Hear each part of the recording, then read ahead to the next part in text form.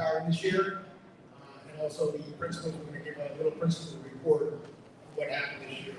So we're going to start with the, starting about 3 minutes, we'll start with the retirees. About 3 minutes.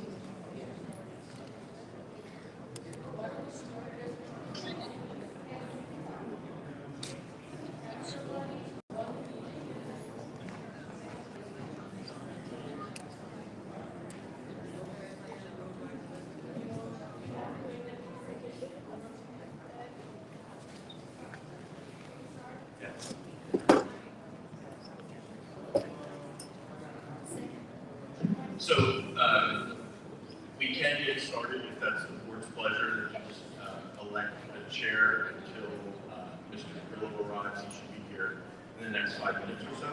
But in the meantime, if the board does want to begin the meeting formally, certainly can do so. And we just need someone to make a motion to appoint a temporary chair to Mr. Grillo.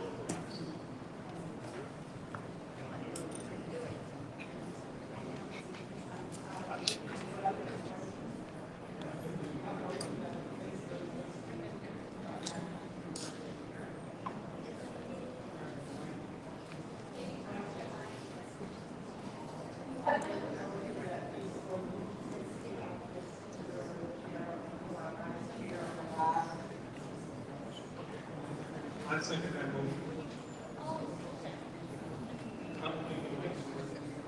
To do a roll call for the temporary chair to appoint Ms. Lizinski until Mr. Grillo arrives.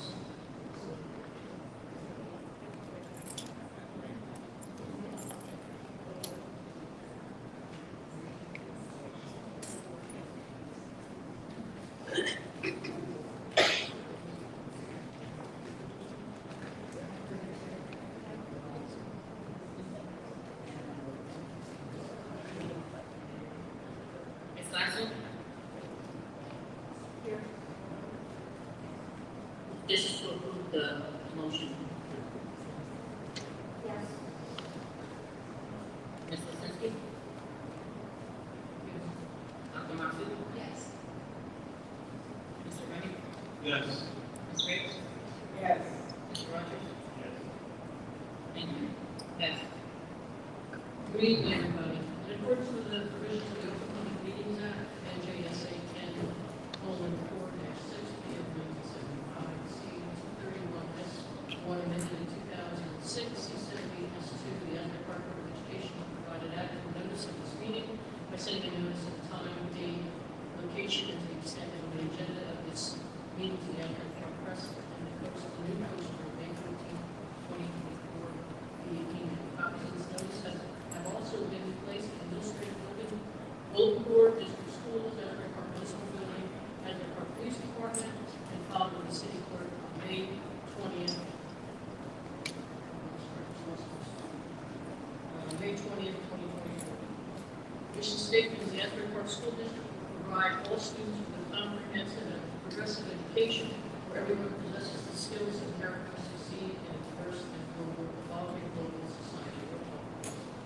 Ms. Lizinski, before we begin with the roll call, it's my understanding that Dr. Penna and Mr. Saunders are going to be joining us, who would like to join us electronically, by phone or otherwise.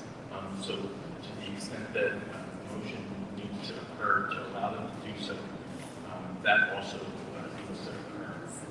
Someone will make a motion to allow Dr. Penn and Saunders to attend.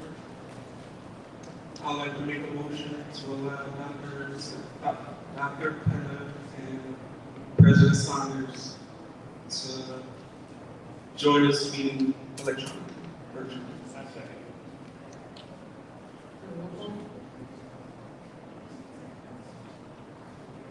I'll take the roll, and then Mike's busy. So this is a motion to allow Dr. Penna and Mr. Saunders to join electronically. Motion was made by, sorry, Mr. Remy? And who's the second?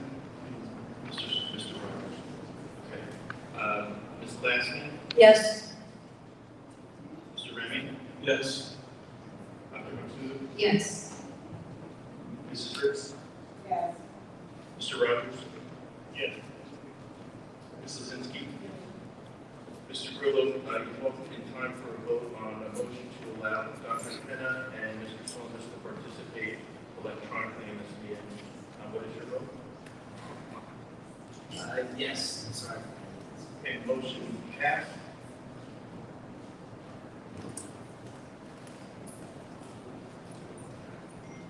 Flag salute. Flag salute.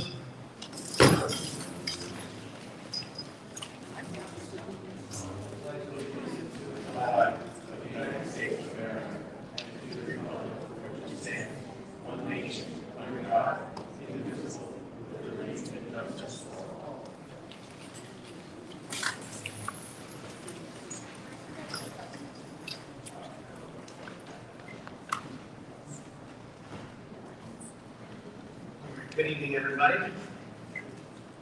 So let's do presentations first. So we have a couple of retirees, right? Who's going to want to do it?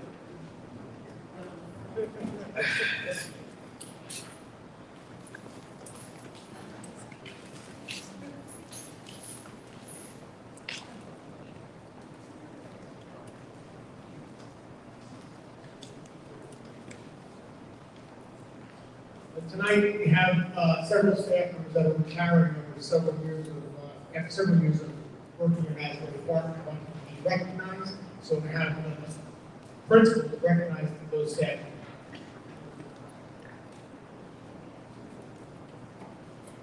Okay, good evening, everyone. For Thurgood Marshall Elementary School, we have quite a few.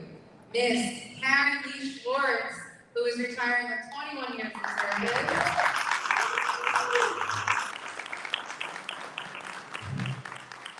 Miss Janet McLaren, who is retiring with 24 years of service. Mr. Kevin Williams, who is retiring with 24 years of service. And Mr. Barry Seaman, who is retiring with 26 years of service. Ms. Laura Grapaldi, retiring with 26 years of service. Ms. Amanda Napolitani, who retired with 27 years of service. And Ms. Edna Lonnie, who retired with 27 years of service. Congratulations, Annie, as crew member.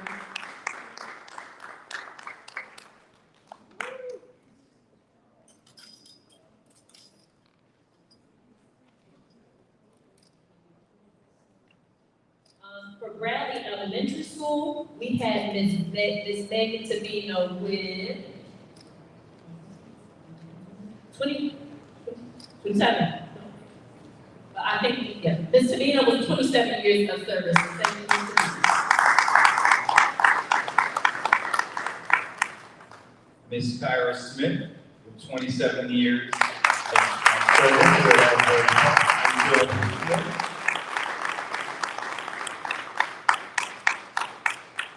You earned that ball. Go ahead. All right. That's right. Okay, good. That's what I'm talking about. Congratulations. With 25 years of service, Mr. Petroselli, who also served as a coach for many years. This is a big number. With 40 years, Mr. Camus, who has been a long-standing member of Asbury. Ms. Mia Jones, with 27 years of experience. Ms. Eskridge, 26 years of service to Asbury Park. Rounding out our list of retirees is Carmen Williams Davis, with 26 years of experience. The Pastor Association, truly a remarkable feat to serve that many years in any one place. You'll get along in school district where we have so many challenges and obstacles. So I do commend you. You are an inspiration to all and to us. Thank you.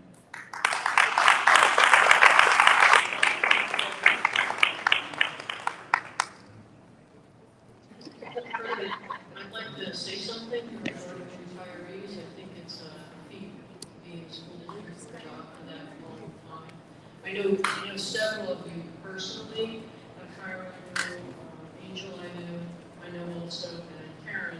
I did want to make a special note about Ms. Schwartz. If you see her in the community, she's always out there, talented individual. Singing, the instruments she plays. I think that if you get a chance to see her somewhere, please go and see her. What an asset to the music community.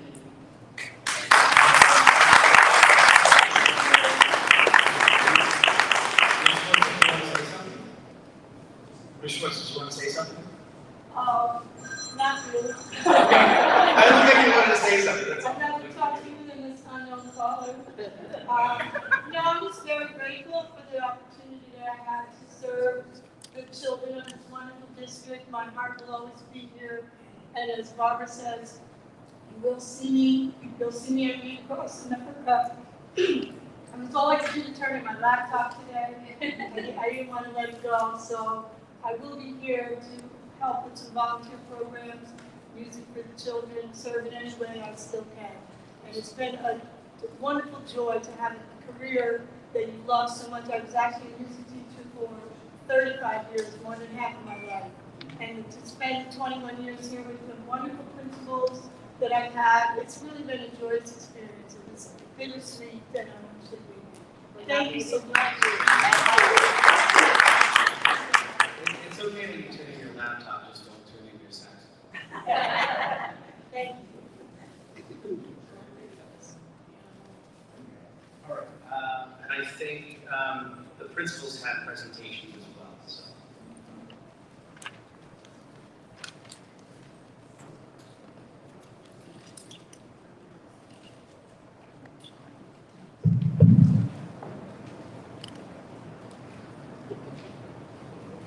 Orange State.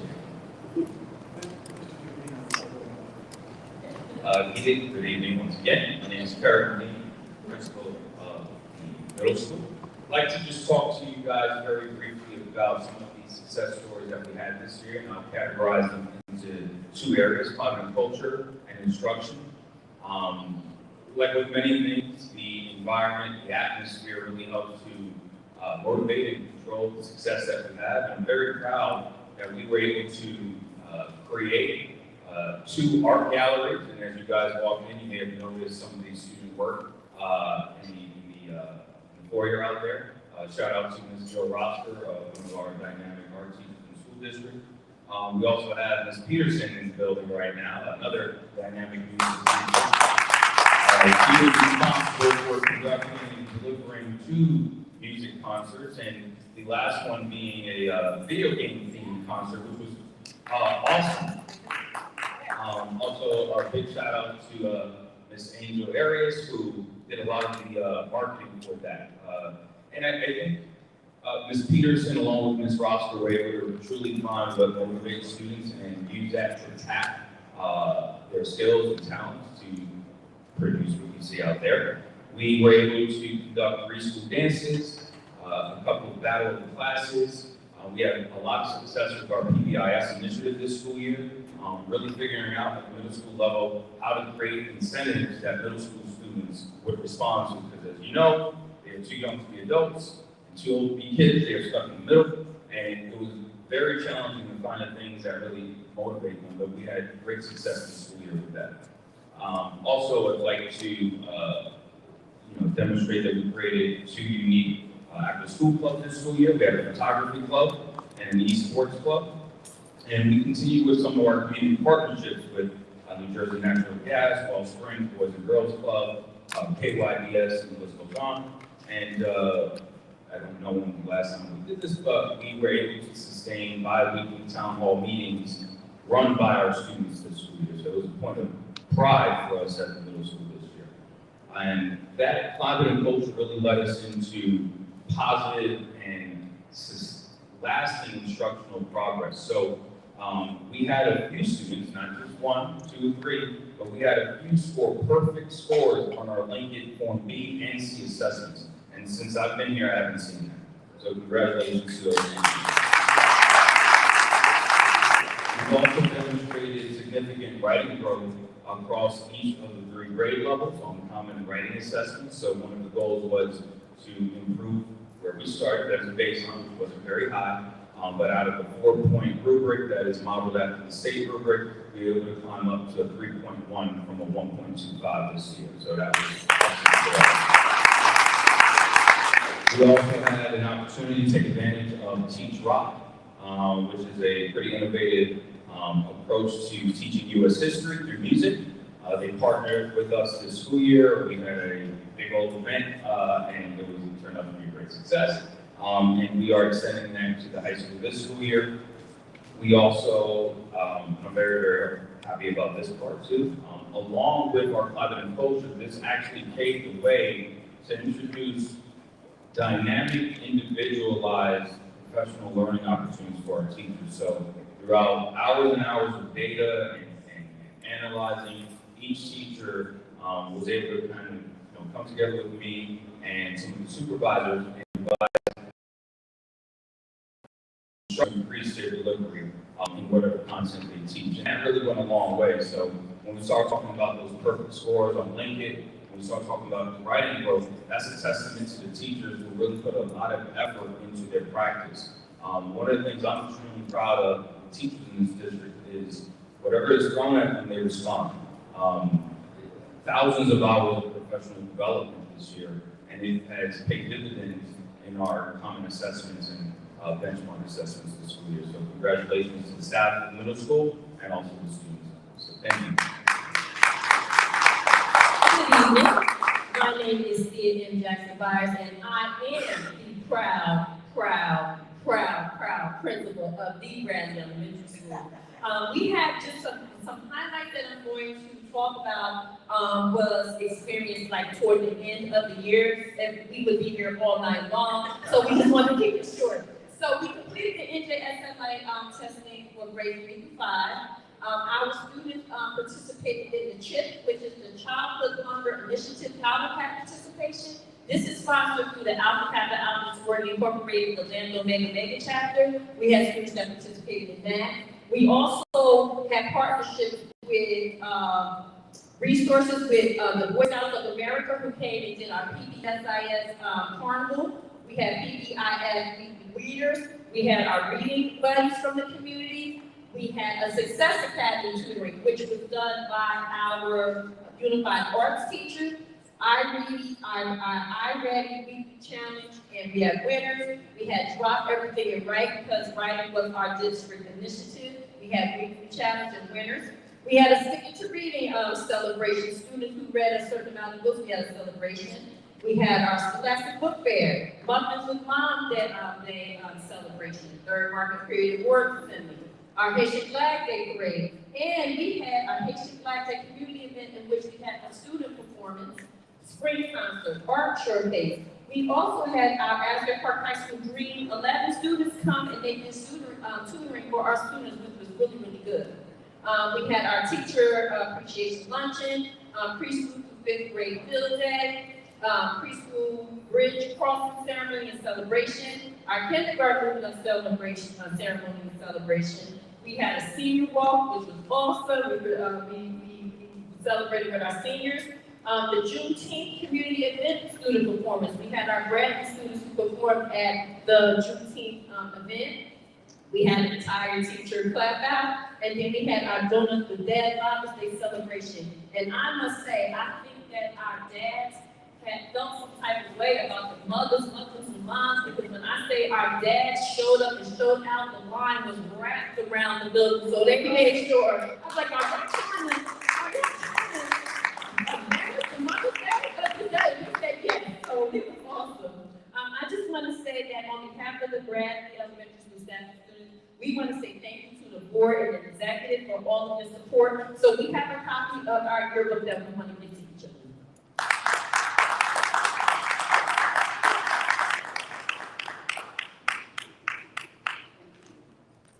Good evening, everyone. I am Dr. Lauren Schultz, the principal of Thurgood Marshall Elementary School. And Thurgood Marshall, this school year, we were surely letting our light shine as we sail to success, standing for scaffolding to advance intentional learning.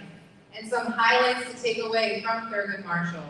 We focused a lot on two very big building initiatives this year. The first, the creation of the Thurgood Marshall Elementary School Student Mentoring Program, where we paired 5th grade students with our 1st grade students to do in-school peer-to-peer mentoring.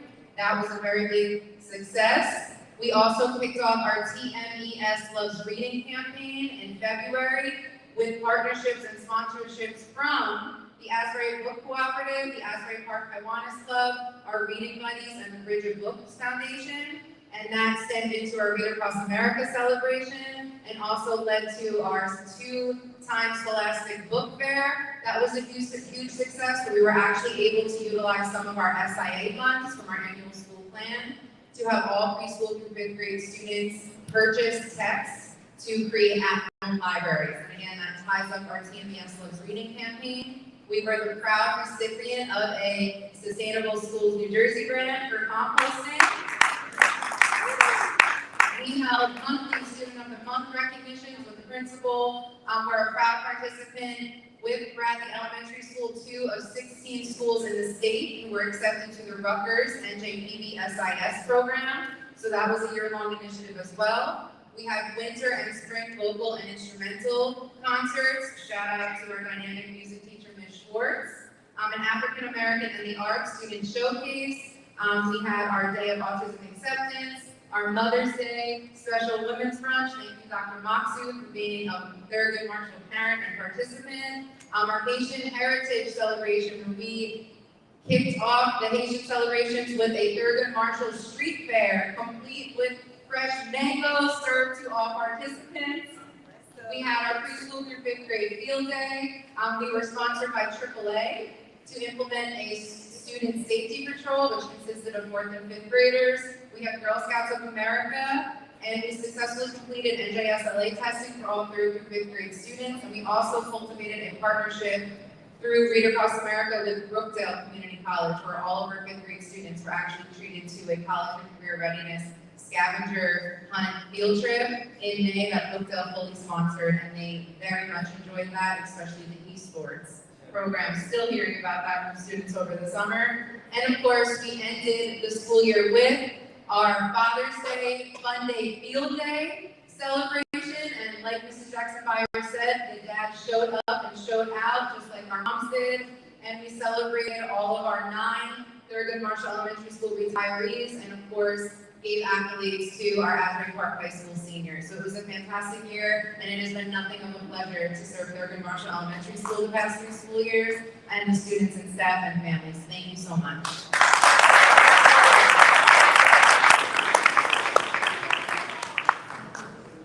All right. Hold on. Excuse me, Mr. Vice President. I'd like to say,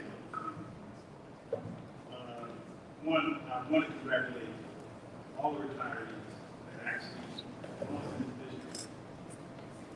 I've been on the opposite side of that podium. I've talked about a lot of things. I've met with a lot of teachers. I've met with the principals. I've met with the kids. I feel that this district is impactfully changing. One of the words is used is kind of culture.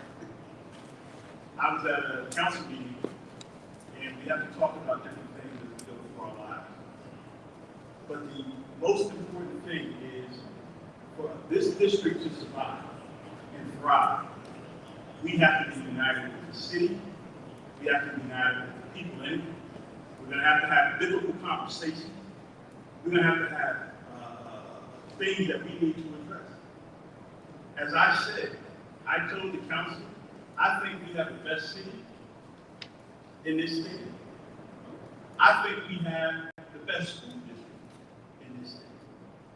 I think it's us, an opportunity for us to show the rest of the state what we can do. And that, like I said, we're going to have difficult conversations. We're going to have difficult opportunities to meet. But no one should sit there and not speak up and be honest enough to have open conversations with everyone. So, like I said, I want to thank everybody that's looking to join on, looking to make next year even better. Because I've seen some wonderful things. Mr. Medina, I want to thank you for inviting me, and Dr. Masood was there. That was a great performance. And it was packed with parents. gone to many situations where I didn't see parents show up for their kids. They showed up. We have to make the opportunity to do more in this district and see where we're going. So, like I said, I'm one of the city. I've always been one of the city. People need to stop being after and get all of it. Let's change this district and let everybody know that we have the best district in the city.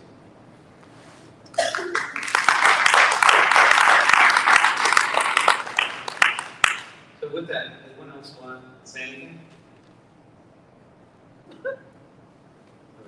Just to piggyback off of what Mr. Rogers said, we do need to do more together with the city. We did send out a letter to the city to schedule meetings where we can find shared services, and that includes with the parks and playgrounds and things like that, and the fields and playgrounds. So to be continuing on that. And we should be hearing from them soon. So next up, we have the public hearing regarding the appointment for Mr. Mark Trevino as acting superintendent. There's an agenda item that has its, where we're going to vote on a one-year contract. So by law, we have to have a public hearing, so we'll bring that up now. If anyone wants to come to the microphone just to speak about the appointment of Mark Trevino as acting super for the 24-25 school year. Okay. Seeing none, closing. Oh, we do. Oh, there we go. Sorry, I didn't see the back, sir.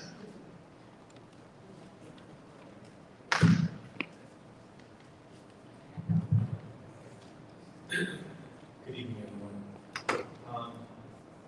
Maybe out of a sense of, I guess, duty, I've had the honor of working under Mark Trevino. He was a principal, but he was a principal, and he was always about what was happening with kids in the building, and even as coming on as a superintendent, he's had that same spirit.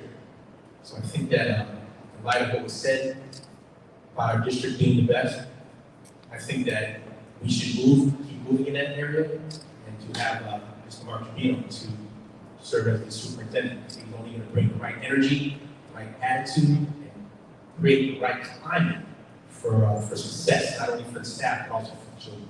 Thank you.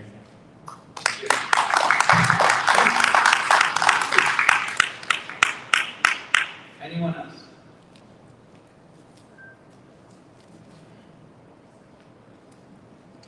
Good evening, all. This is kind of emotional for me because I actually go back years with Trevino in this district because he actually had my son, which is the one I lost last year.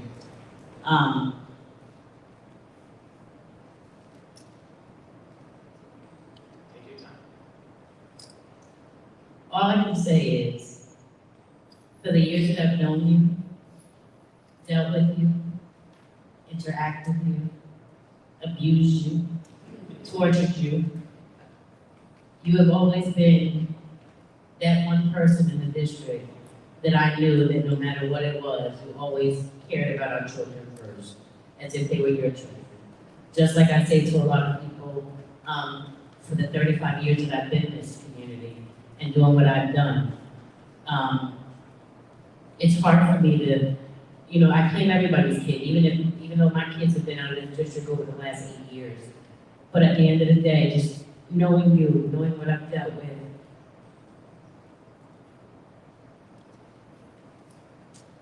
when it comes to my own children, dealing with you. And I just want to say, for you to be in the position that you're in, I know you're going to take our children very seriously, as if we would, because they're our children. And I also just would like to say thank you. And moving forward, not just to him, but to the whole board, I'm still here. Patch, oxygen machine and all, I'm still here. But I'm still always gonna fight for children in this district to make sure that they get exactly what they deserve and need from Asbury Park. So yes, I'm gonna be a pain in Trevino's bottom. He knows me. I love him, but I know you're actually gonna do what's right for our babies, and that's what really counts for me. And I thank you. I'd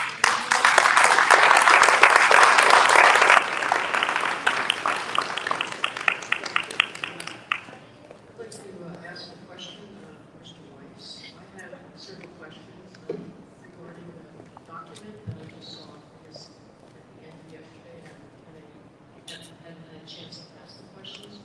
And I think they, I don't know if I should ask the questions in public or in executive session.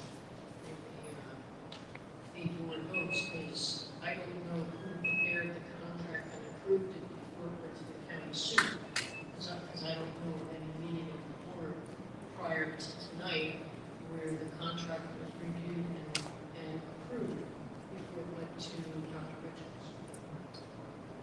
So I can discuss that out here because it's not really anything that is evaluative or otherwise with regard to Mr. Trevino's appointment. So I will tell you that on the 18th, well, first let me say this. The contract is 99.9% the same contract that Mr. Trevino is currently working under. The only change really is the salary. The contract was negotiated between Mr. Trevino's attorney and me. It was sent to Dr. Richens on the 18th of June. So I believe that was last Tuesday. I received it back from Dr. Richens, the county superintendent, on the evening of the 25th, I want to say. And that was approved by Dr. Richens at that time.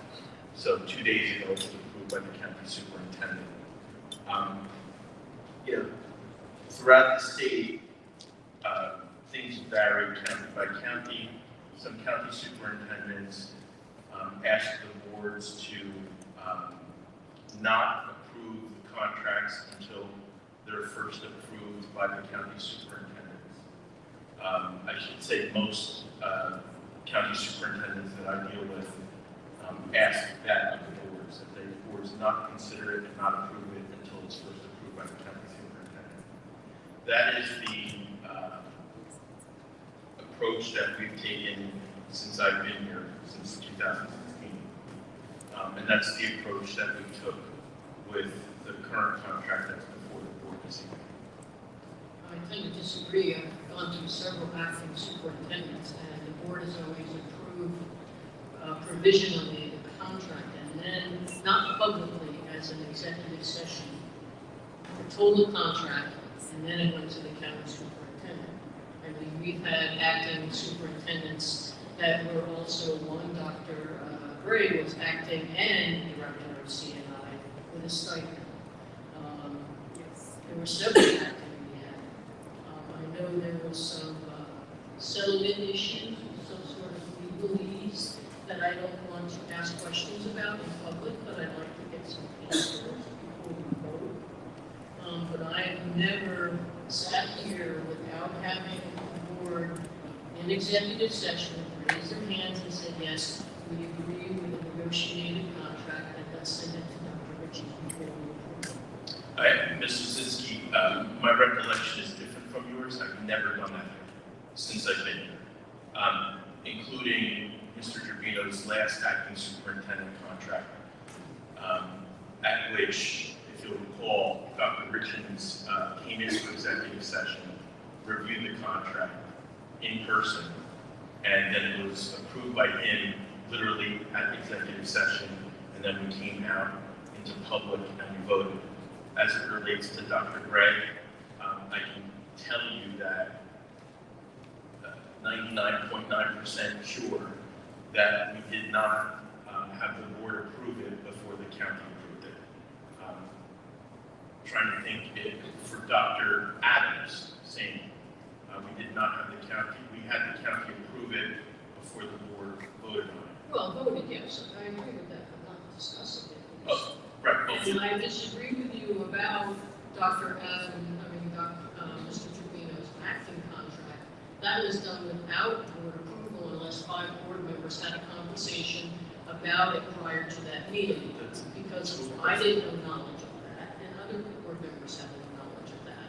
So I don't want to have this conversation because it touches on things that I don't want to discuss in public, and that's why I want to discuss Ms. in Lisinski? executive session. Ms. Lozinski? Mr. President, Mr. President, Yeah, who is that? this is Dr. Penna. Oh, I got Dr. Penna. May I say something? Dr. Penna, and then Ms. Glass. Ms. Lozinski, had you been present at most of our executive meetings currently, I know I'm not there right now, but I am present. Had you not walked out of our executive sessions, maybe, just maybe, you would have understood what was happening. That's all I have to say. I never insulted you, I take offense to that, and I think that's totally inappropriate. And I had some questions about how the salary is going to be paid, because there was litigation involved, and whether our insurance coverage is doing this. It's a contract for a year. There's no stipulation about if, let's say, something happens and the board decides to bring Dr. Adams back, what happens to Mr. Trevino, whether the money gets paid anyway. There is nothing in that contract that, says anything if the situation changes, which I think liability we should be discussing. But we don't want to go into executive session because everything's been decided before I come here. Ms. Lisinski, we absolutely can go into executive session to discuss this. This is not an issue at all. No one said that. Just a minute. So, so we're gonna just keep order. We're gonna keep order. We're not accepting.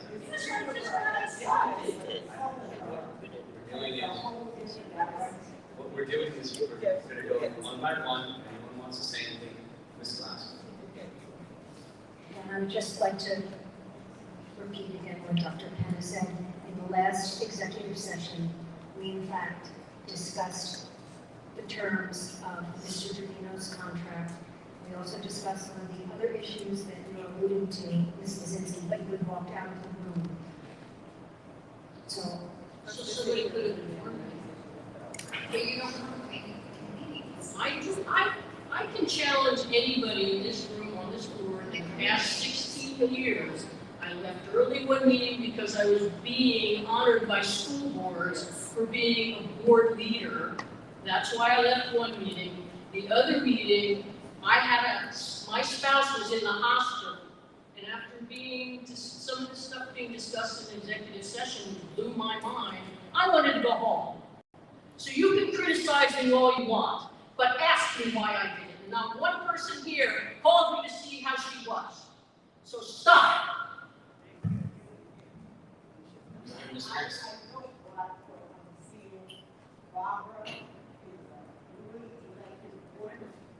Barbara is a newly elected board member, just as we all are. Why are we making her public enemy number one here? Because she disagrees with you all, and she feels that the process is not being followed, and she has every right to do that. Just as you have every right to express yourself, you do not. I will not sit here as an elected board member and agree with you attacking her. I just won't, whether you agree with her or not. Mr. Adams, right now, we continue to go with this. I just had a discussion about us being involved. And if Ms. Lozinski wants to go into executive, I can't go in because of this matter, but I'll vote to take this into executive so they can discuss it. But some of the things that we have to remember, that let's stop taking personally this. Let's use facts. Let's talk about what needs to get done and resolve it, because we're sitting here in front of community members, staff, and for us not to show a direction and leadership in how we act. Now, we're gonna have different opinions, but let's be real about some facts when we talk about it. And if people don't wanna have these facts displayed, then they have to understand what they're doing every day. And that's not what's been happening. Same communication that has to go one way should also go another. So if we want to get this thing over, let's let them go into exec, talk about some of the issues, but we need to move this district ahead. And I'm not playing anymore because I would say things that will be fact if people not be fact. So let's get this stuff done. I'm really tired. It's really becoming nonsense. So everyone's had their chance to say their piece. Mrs. Lindsay, just so you know, I was going to ask, that's what I was talking to Mr. Weiss about just before, about when should we discuss going into executive session. So whether you believe that or not, that's up to you. That was the next step. Right now, we're in a public hearing, so we wanted to hear about from the public and became a board discussion. So public hearing is closed. I was going to go to the reports of committee chairs, but if we want to go into executive session, we can do.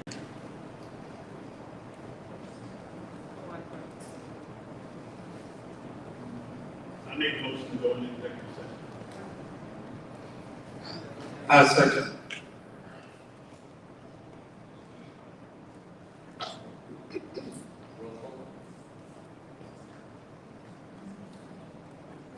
Ms. Blaster? Ms. Lozinski? No public hearing? No, I'm sorry, we had a public hearing. No, that was for.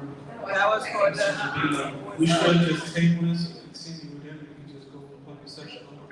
I mean, executive session. We want to skip to public participation and then go into executive session. So I vote yes on executive session after the public participation. So you're canceling the first motion? Yeah. All right. In accordance with the board policy 0167, the Asbury School Board recognizes the value of public comment on educational issues and other matters of importance, provides members of the public with the opportunity to express themselves on school matters of community interest. The public comment portion of the meeting is not a question and answer session, and all public comments shall be directed to the board president or presiding officer of the meeting.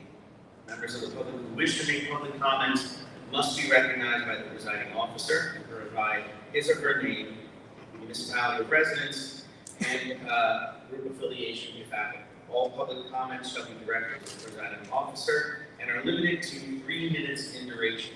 Members of the public who do not follow the foregoing rules and or interfere with the orderly operation of the board meeting may be removed from the meeting. Now open up public participation. I don't believe So, can you hear me? So, my name is Kevin Strickland. I live right in the school here. I live on Second Avenue. I coach local baseball. I'm a member of Kiwanis. I try to do things good. I'm here to help. But I'm here also to make requests. And I came here a couple of years ago and made the same request. And that was to open gates to the schools and the playgrounds so the kids can play. So I'm here to make that same request. So some things that happen, I guess, to try to we get locked up again. But at this point, I'm asking that those gates be open. And I did send an email out. I don't know if you guys have seen it. I went through it in some detail. I said that I wasn't born here, but I got here as soon as I could. So the other thing that I'm going to do, I'm going to open up a soccer program. I think for girls, but probably for both. I talked to your athletic director. I looked online, what I found was the girls soccer team didn't win one game. That was distressing. Then I saw they didn't score one goal. And so I asked him, why do you think that is? And his answer was, we don't have a feeder program. So I'm going to start a feeder program for athletic department. There's a couple of programs. The town has a program, bring the kids together program, like Little League, like some of the programs. So I'm going to start that. I need a place to practice, and I need a place to have games. So I'm asking you. Thank you very much. Thank you, Coach.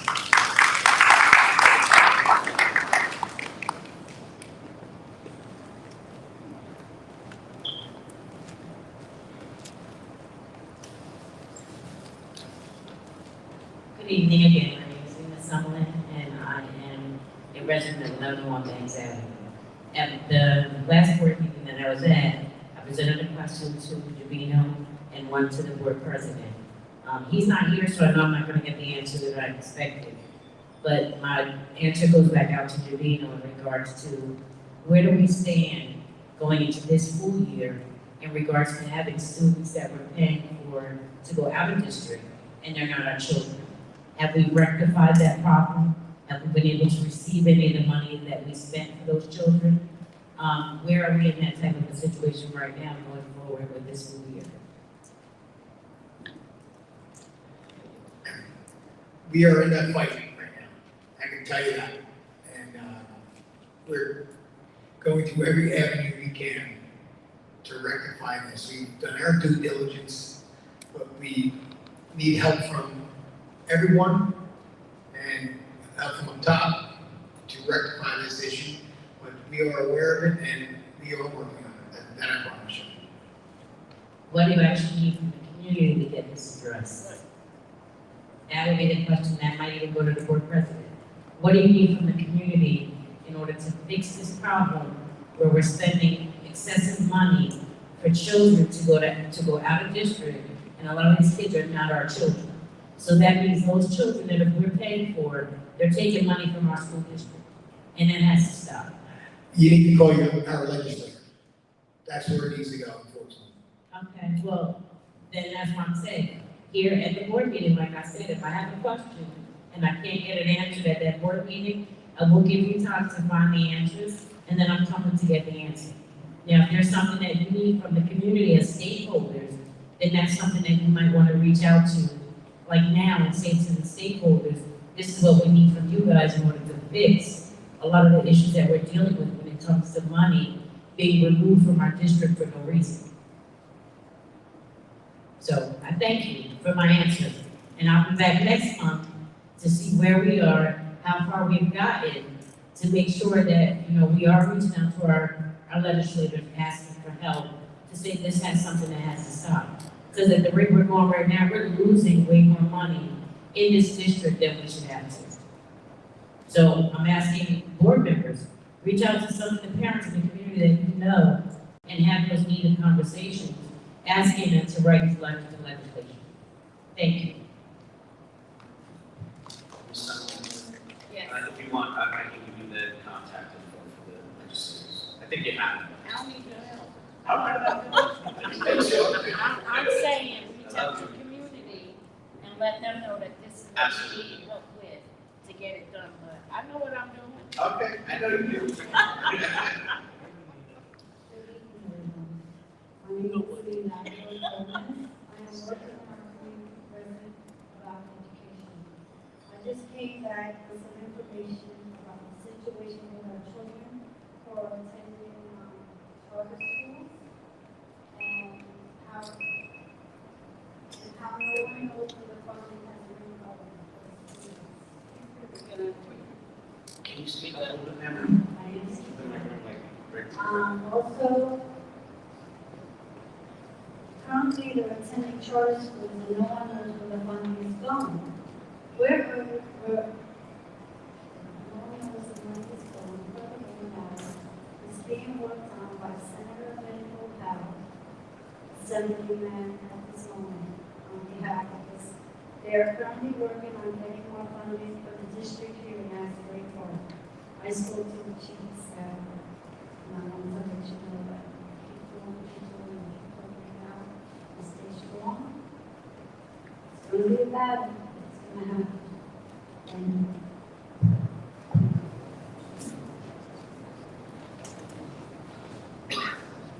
Good evening. My name is Mary Jones.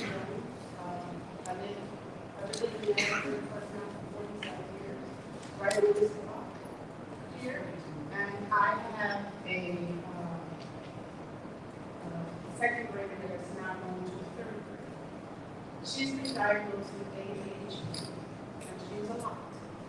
And she attends this school. This year, last year was rough, this year was rough. She was in a class this year that started out with, I think it was 14. It ended up having 26,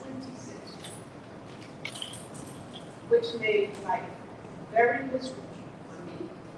I need to understand why and what's going to be done so this doesn't happen. She cannot be in a class with 26 students and only 2 teachers. Okay, she was sent home often. She's taken out of class often. There was gaps in the learning because of this. And it makes no logical sense to me why you would have children with special needs in such a large school. They need specialized education. Just doing it right here. You did a statement about the school and the school in the city being improved in one another to make it better. When she was 5, she was put out of the summer camp after only being there. I contacted everybody in the city, had to sit down with a lawyer and all of that stuff for what I needed. And all I needed was more direction on what to do with this special child. She was tossed away with no direction. Nowhere to go. And I don't think it's fair. I pay my taxes just like everybody else. And that camp is affording all children in this community for mines to be done. And that's not fair. Not even a recommendation of something else. When I looked into where I could take her, I had come up with $3,000 in order to take her to a specialized camp that would deal with children with ADHD. It's unfair. This is something you guys need to go on your list of things to do and things to consider. There are many children in this school with special needs. Some parents can afford to put their kids in those $3,000 camps. It's just not my life. I'm a senior caregiver. You know, and I can't afford that. I did pull my kids out of camp when they were young because I didn't like those. But back then, I could afford to put them in a private setting. At this point, I have just one child, and I can't afford it. So I need the community and the school to help me. I will attend. I start out, and then I go back. But I will be attending. She's going to 3rd grade. So I need her to be able to have a good school. I'm doing all that I have to do with her. The psychiatrist, the medication, the counseling, I'm doing all that. You know what one of the doctors in school got to help you with her. So that's what I need. That's my thing. Thank you. Ma'am, if you could set up a meeting, contact me at central office, and we'll set a meeting up with staff, child study team, and the principal to, listen to what was going on, and we can rectify that problem. Thank you.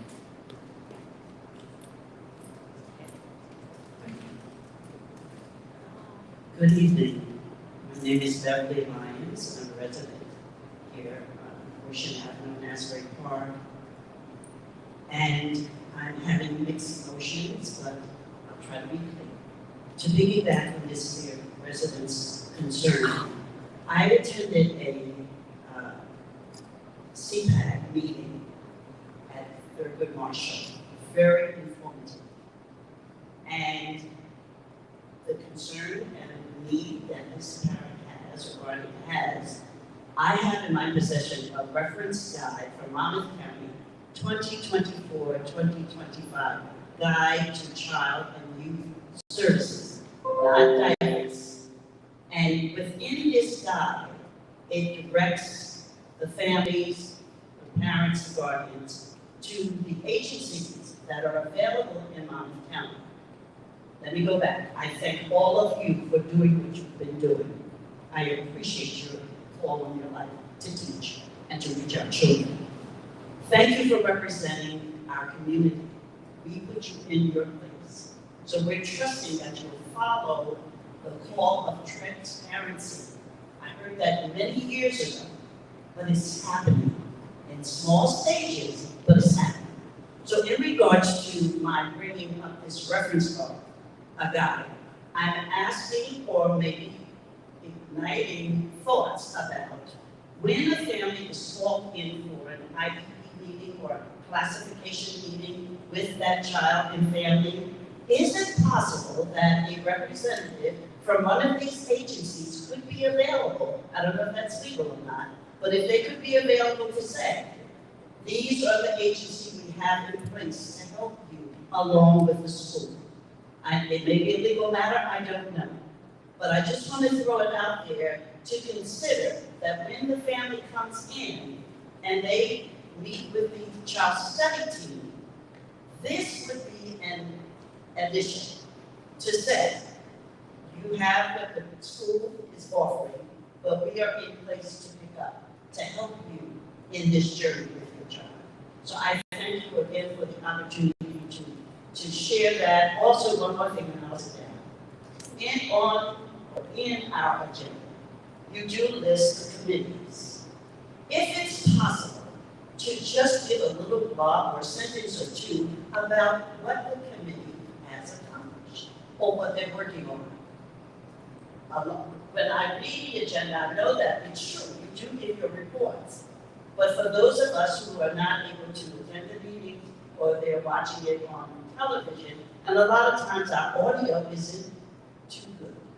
So if we had it printed along with the committees, what they're trying to do. Yes, ma'am. Sorry, can't do that. Oh, thank you. Okay. Just those thoughts. Thank you very much. Really quick. This slide, before you sit down, I just want to address one thing that you brought up, specifically with regard to your question of whether or not parents can bring in individuals that are associated with Monmouth County. Parents are permitted to bring in any individual who has any type of knowledge of the student. So that could really be anybody.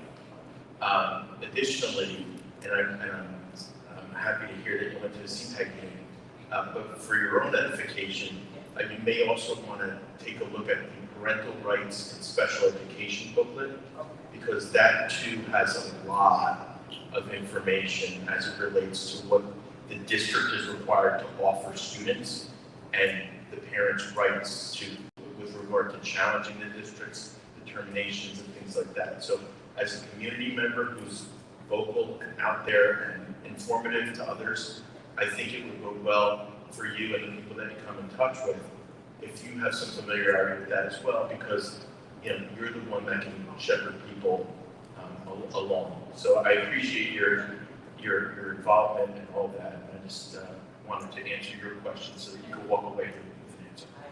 Sure. And also one more thing, that packet you have is being mailed to parents in August. All right. Very good. Thank you so much. Ms. Brown, is it possible to, because we get the minutes of the committee meetings, is it worth it to put it up, either post it up or make copies of it? Thank you, Ms. Lyon. That's a great idea. Appreciate it. Liz Homer, West Long Branch, New Jersey. I'm a paraprofessional in, well, I'll be here. Sometimes I forget.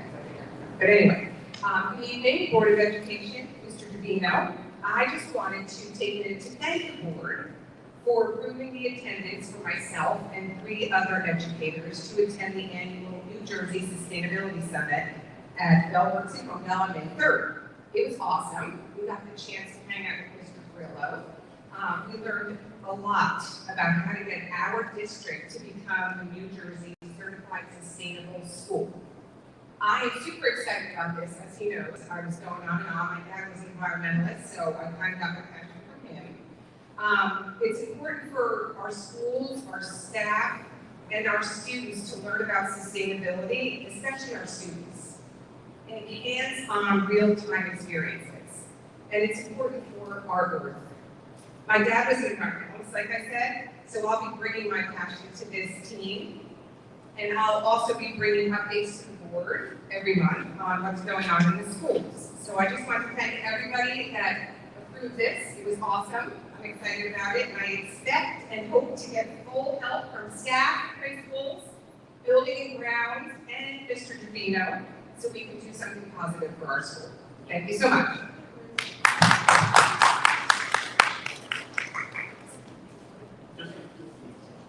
Ms. Brown, I know a couple of years ago, I was on the board and we had some environmental changes in structure that we were saving on. Could you provide us with some savings that we accumulated from those, or, you know, tell us what we, you know, it's not big for us. I came across it with another district. I was on.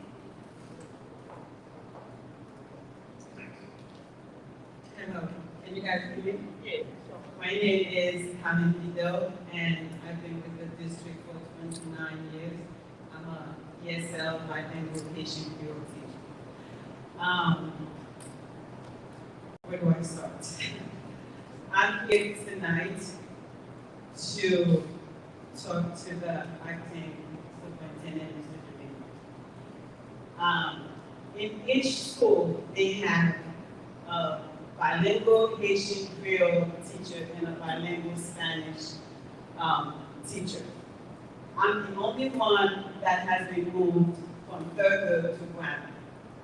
The last time that I was here, I spoke on behalf of Ms. Jackson.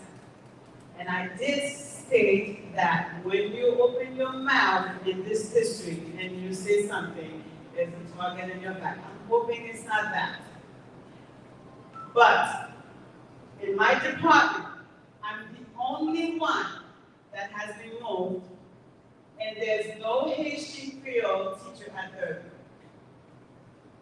And it's not because we have more, and we already have a Haitian Creole teacher at Bradley.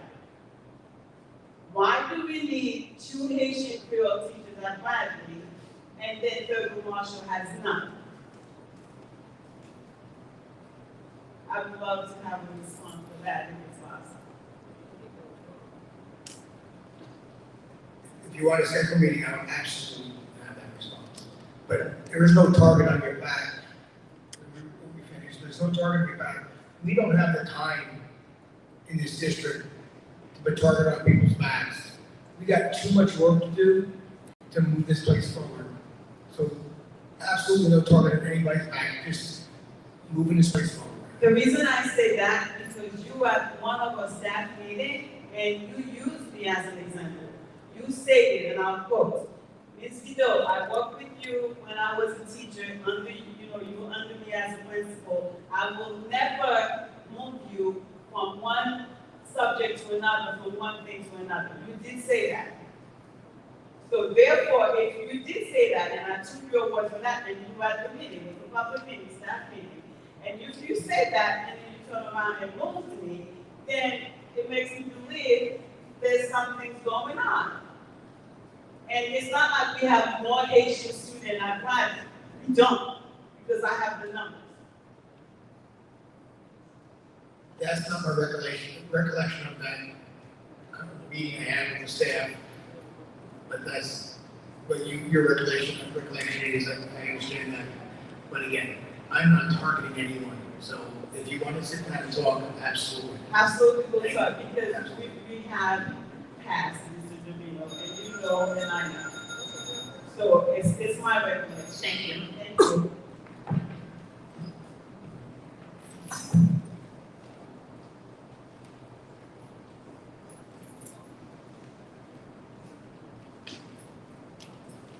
Good evening, my name is Schwartz and I speak for the band. Laura, I speak for business. I am here to advocate for our music programs. As you know, I was the high school band director for 14 years. How many of you know that I'm the only band director in about 10 years since Dorian Perry retired in 1990? No other music teacher got tenured as band director. We are in a town that says where music lives. I see people walking around with t-shirts, music saved Asbury Park. Who is going to save the high school band? My heart was broken last year when I watched the graduation ceremony online and I saw not even the alma mater performed at graduation. Even though I had sent a recording, I was contacted by senior advisors for the words, the music. It to me is unacceptable that a first-year principal was allowed to dismiss a perfectly competent band director that we had in George Markey. Yes, he was outspoken, maybe inappropriately at times, I wasn't there, but he was doing an excellent job, took kids out to march 2 weeks after he was hired, volunteered to have music at last year's graduation in March, and was told, no, we don't need it. Okay, you're looking at someone who was told the band was not needed at a pep rally, which was the beginning of the end for me, which is why I chose to leave the band position that I loved for 14 years, because the band was no longer being supported. We are the only school, maybe in America, public school, that does not start instrumental music in 4th grade. Neptune next door starts in 3rd grade. I teach those children privately. We partnered with a community school that I do not want to disparage or say the name, but after 5 years of this partnership and many, many thousands of dollars spent, which could have been spent on an additional music teacher's salary, over $55,000 in consulting fees in their first year, and we have not seen one trumpet or trombone or saxophone or clarinet as a result of that community partnership. Ms. Peterson has been doing 2 people's jobs for years now. Every middle school in America has 2 music teachers, a general music teacher and a band director. She's doing it all by herself. And we're not starting our children early enough. And I'm hearing people say they're not interested, and that is not true. How can they be interested in something they have not been offered? I gave kids clarinets and trumpets in elementary this year alone. I had kids coming to me with their own clarinet fingering chart, begging to learn clarinet. My time is not up, I'm timing myself. Okay, someone can yield with 3 minutes if anyone would like to. This is too important. We have no high school band, we should be embarrassed. What are we doing? We have to start band in elementary school. We have to hire more music teachers and stop letting our positions atrophy, which is how I ended up in elementary, because instead of replacing me, you gave me 2 people's job, and I said, no, thank you. Please fix the situation. Please pay attention to our music program. To not have a high school band in Asbury Park is unacceptable. Thank you for your time.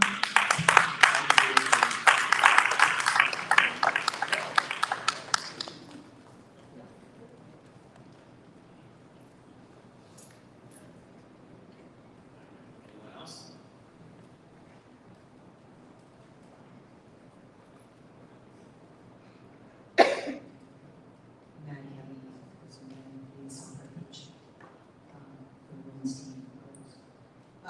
Jean Grossman, I live over at Sunset Drive. I've been to a few meetings between HOA and some board meetings. I've been in Asbury since 2012. And I keep hearing this plan, which I'm not privy to, and I don't want to be, and appreciate everything you guys are doing.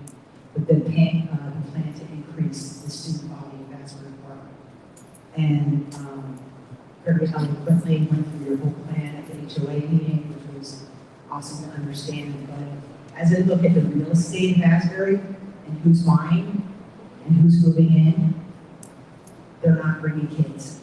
They're not bringing kids of school age, and we don't have kids in Asbury Park. So I'm like a little bit analytical, and I like to know the numbers. Like I just kept asking how many kids with everything we talked about today.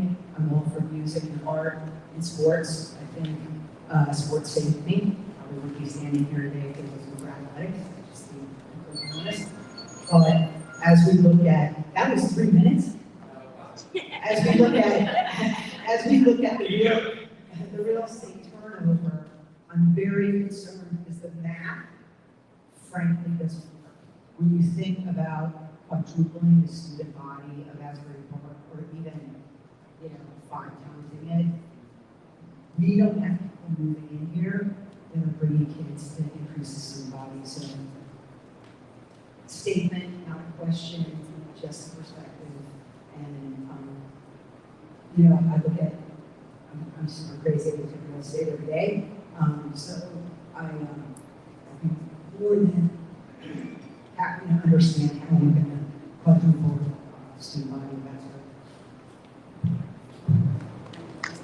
Thank you. Anyone else? Okay. Yes, I see your hand.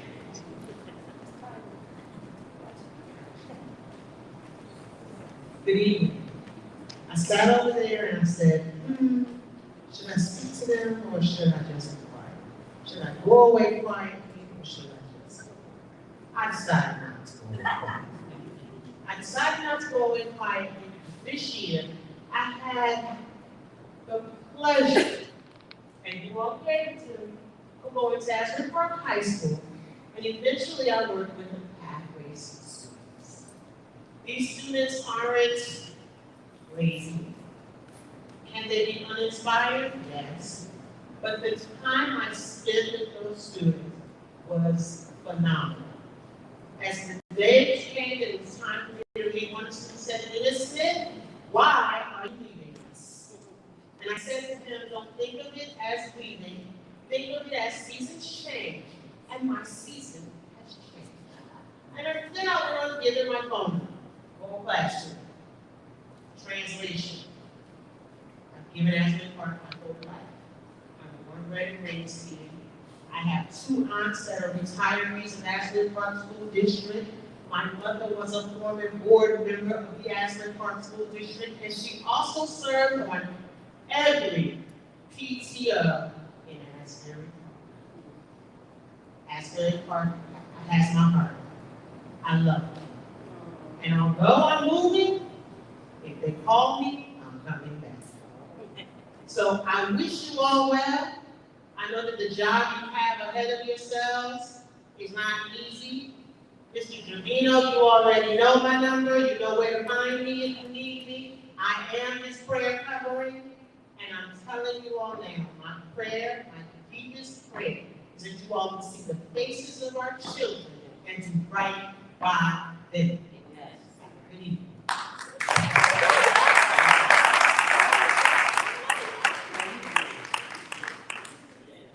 All right, has the spirit moved anyone else to speak? Hallelujah. All right, I'm closing the session. Thank you everybody for your comments. And they're not going to hurt. Mr. Grillo, I have to read the public emails from residents. Reopening the session. Right. Dear members of the Board of Education, I am writing to request that you unlock the school playgrounds and soccer fields. Children of all ages need places to play. There are also places to build community. Opening the playgrounds encourages families in the area to meet and spend time together. It helps to socialize the kids and gives a destination to families who might not want to have to travel to the waterfront to deal with the summer crowd. If you are concerned about teenagers causing damage to the field, they would not. They would feel ownership of the space because they love the sport. Not only does it benefit their health, but it also uplifts their culture. Those teams often include my small children in their play as well. Please consider making these areas accessible to all and show some trust in your people to maintain the shared community spaces. Thank you for your consideration, Serafina Muguerrero and Scott Lennox, 1114 4th Avenue. To whom it may concern, here in the northwest section of our great and historic city, there is not one public playground for children, not one, after this meeting. Playgrounds are meant to be public spaces for children of the area to experience exercise, spend time outdoors, and interact with others. As a healthcare professional, I can testify that these are all requirements for children to grow up healthy. Where the city of Asbury Park fails in bringing this needed recreation to children in our city of the city, the Board of Education can easily help bring this to our kids.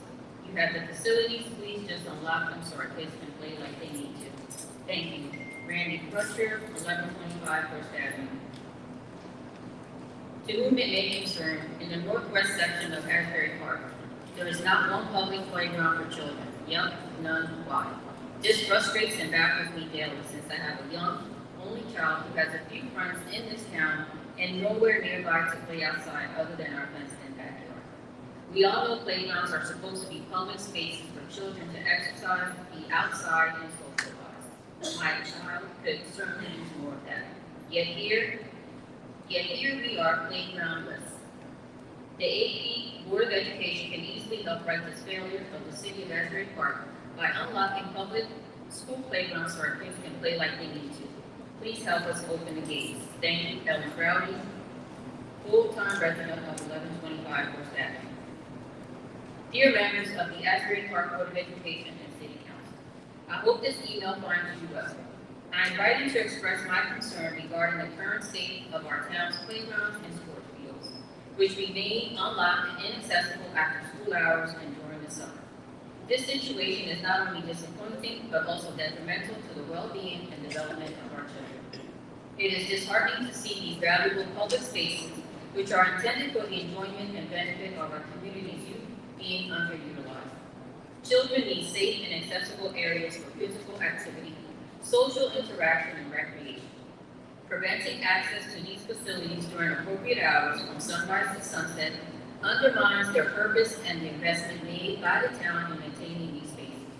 While I understand there have been resident complaints regarding the use of these facilities, I believe it is essential to prioritize the needs and interests of our children. Residents who choose to live near public spaces must acknowledge and accept that these areas are meant to be used by the community, especially by our younger generation. The benefits of having accessible recreational spaces far outweigh the inconvenience caused by their usage. Additionally, I would like to voice my strong support for the construction of a playground in Sunset Park. It is unacceptable that there has been minimal progress on this project despite the allocation of funds through a participatory budgeting exercise. This playground is a much-needed addition to our community, and the delay in its development is disappointing to many residents who supported and voted for this initiative. I urge the Board of Education to take immediate action to ensure that our playgrounds and sport fields are accessible during appropriate hours, and call on the City Council to expedite the development of the playground in Sunset Park. Our children deserve safe and engaging spaces to play, grow, and thrive. Thank you for your attention to this matter. Sincerely, Jenna Busman-Wise, 502 5th Avenue. Hello, Asbury Park Board of Education members. This is Kevin Strickland. This is the gentleman that was here. And he said that he sent an email.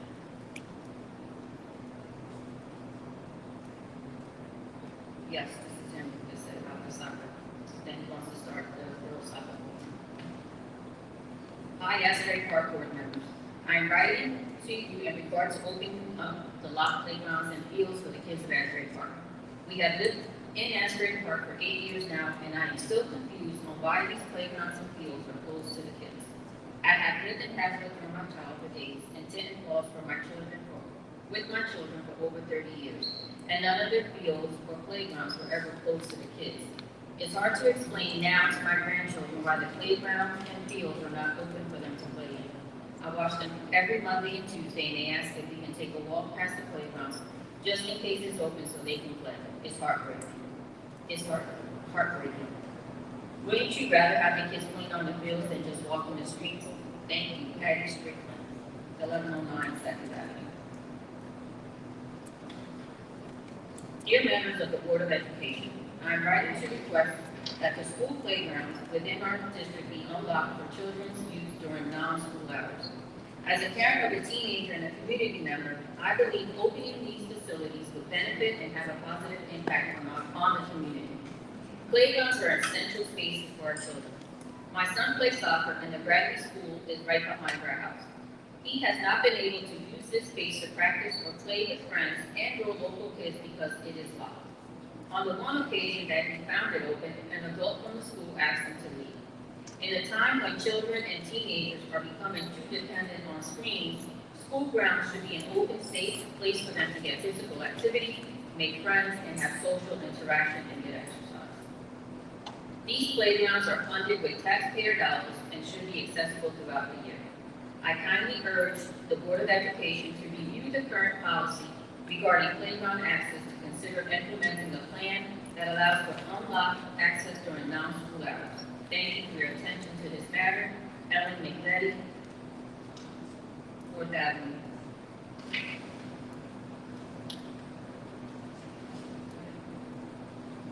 I am writing to add my voice to the petition for the unlocking of the playgrounds outside of school hours.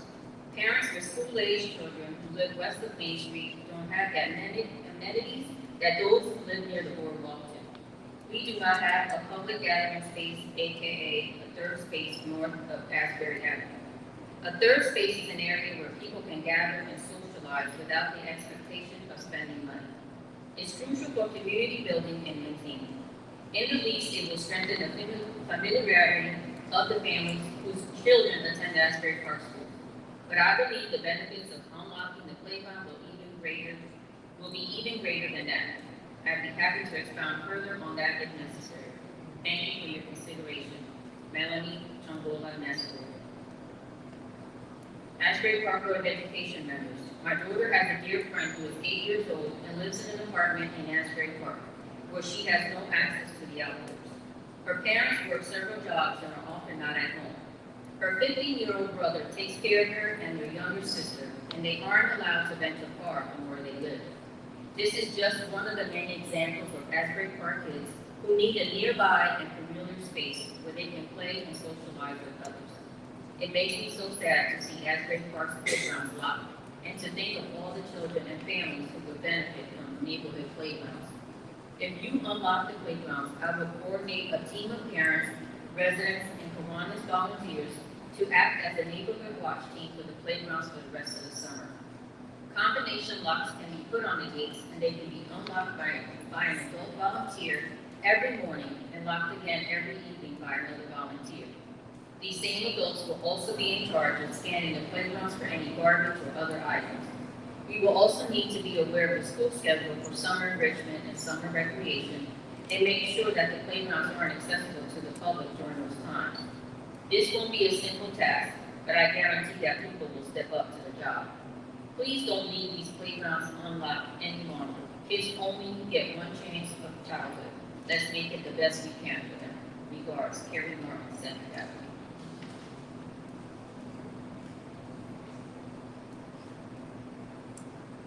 Is that it? Wow.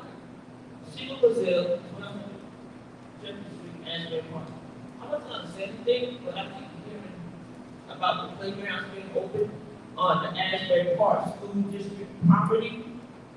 These parents, that's not the wrong one to have a playground where your child go, but it's not the person going to the city instead of going to education.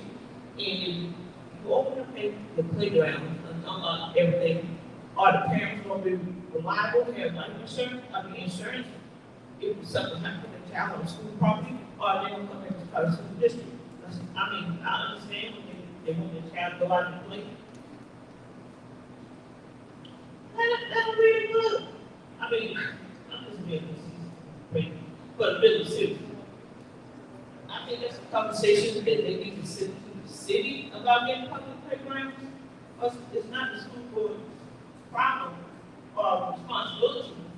And we have playgrounds for it's on school property, so some have school property, and if you open these playgrounds, who's gonna be liable for that or responsible? That's a question. So, I think you need to, I guess, get a committee together, try to do some fundraising, as a community, the school board, the city, the parents, and everybody, and try to do some playgrounds for them. There's some grant money out there, so look into it. Who's our grant writer for this, for the city? You know, good luck. That's my response for tonight. God bless you. Thank you.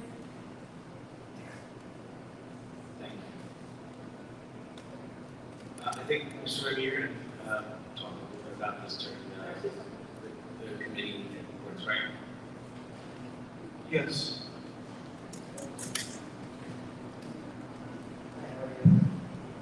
I was one the last time.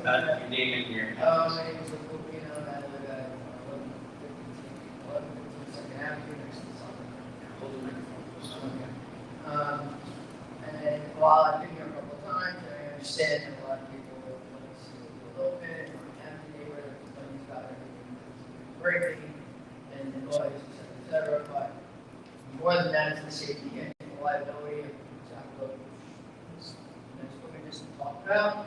And the liability is the Board of Education and me, as far as I'm concerned. Because when they come over the fence, which the kids do, you're just waiting for somebody to get hurt. And I don't want that to happen. So that really worries me. The fact that the fields are locked doesn't excite me either. I'd love to be able to go out and play with my grandchildren there as well. But I'm not sure what how to make that happen, really. And the last we spoke, you were going to have a conversation, with community leader from the police department and find out how you guys can work together, because this is school property, it's not public property, right? So I was wondering if anything can come of that. And while we have made some progress, I don't think we made great progress, but I think it's better than it was. And I do think that the kids are going down to the high school, at least the fair ones are, and that is much appreciated. And I would love to see the school open, and I would love to see a soccer team and supervise, which is something that I mentioned before. I'd be happy to volunteer and help in doing those things. I too will open and unlock the gate. I live right there. I'd be more than happy to help. But we should have some parameters around that.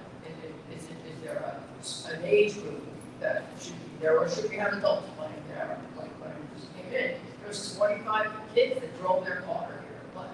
They're supposed to probably out there. So is that what it's for, or should they be down in high school? Something bigger, more appropriate for them versus small. Or whether it be the playground here, I can take my granddaughter, but I can do that during the day. But I don't think I need to do that at 8 o'clock at night or 8 o'clock in the morning. So I was wondering if you got anywhere. Or progress made between you and the city, and I say you, what I mean, the Board of Education, on that matter. And I think it's your answer me now, but I can come back next month for an answer. No, it's all still in progress, even everything else that we talked about when you came to the board office. So those are all things that are still being looked at. I didn't know about this until the end. I wasn't going to make a big deal. It seemed like everybody's celebrating, and there was some controversy, and it seemed a little silly to end with, but I didn't know we were going to read 15, 18 letters. I thought there were 18 people behind me. So it's like, Well, we have to, if someone sends an email in. no, I understand. And I just, So you have a right to get up. we have maybe some parameters, and I'd be happy to help with that any way I can. Yes, and you've been patient. Thank you. Thank you. Now, we are closing public participation. I don't care who gets up, you're not speaking. Go on Facebook like everybody else.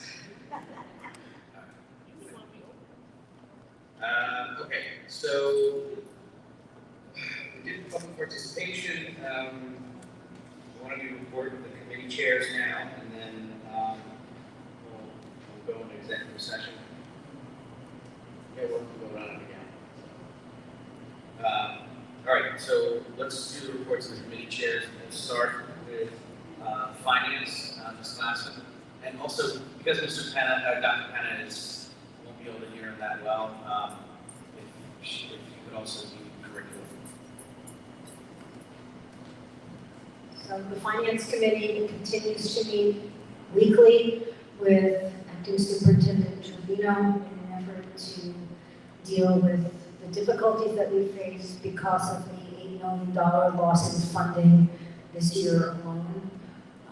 We did receive $1.8 million back from the 4.1 that we lost as a result of the efforts of Senator Gopal and Assemblywomen Donlin and Peter Paul, and we thank them for that. And they are also working to get us some other grant money. Unfortunately, of that $1.8 million,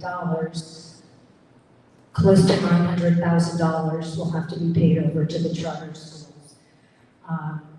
We've been going through the budget, we've been going through the transformational program that is going to allow for both a more economical curriculum and educational program, as well as a transformational educational program, so that the kids of Asbury Park are educated.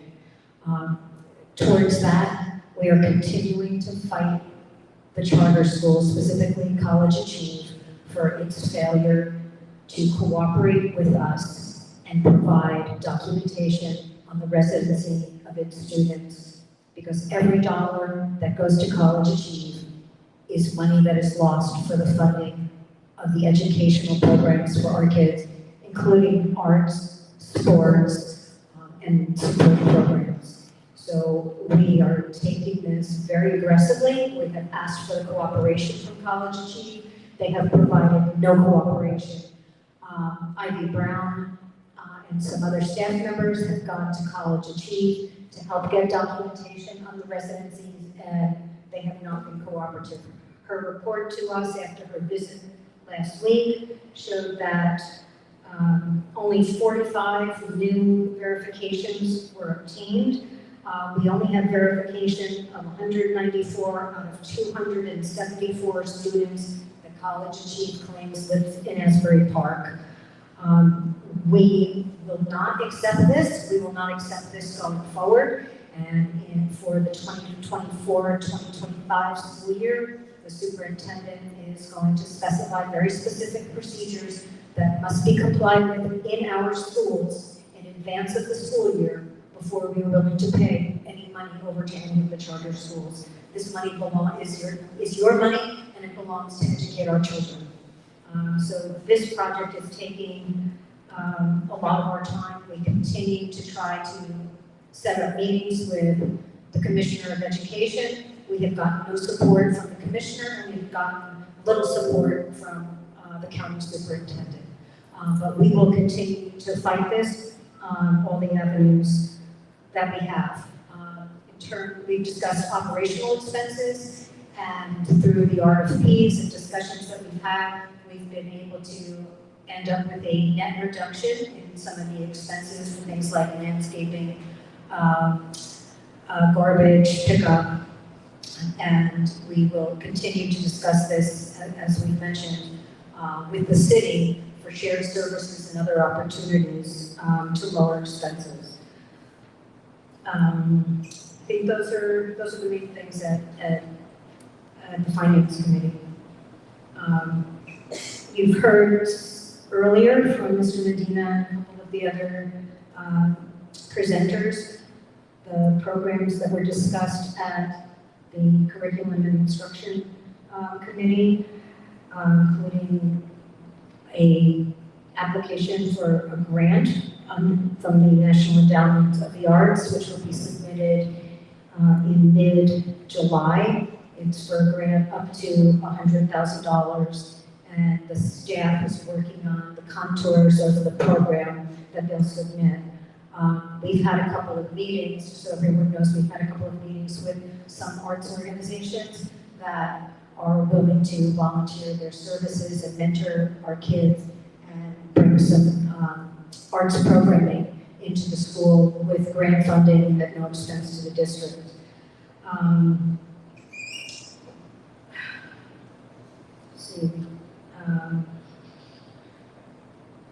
We approved, again, the Teach Rock program, the Harmony program that was very successful this spring. And again, we discussed the program, the history program, which is a pilot program that will be coming into the high school. We recommended out a partnership with Mercy Center for support programming for students and teachers through the Community Cares program.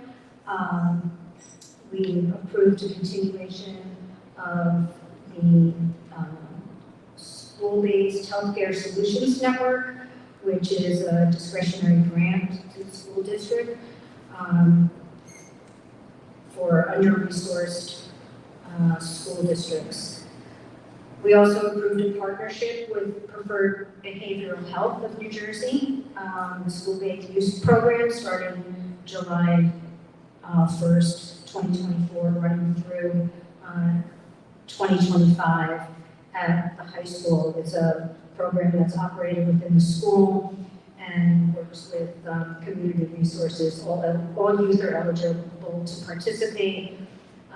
Services are provided both during and after school. And it's designed to help strengthen our youth so that they have a better chance of success.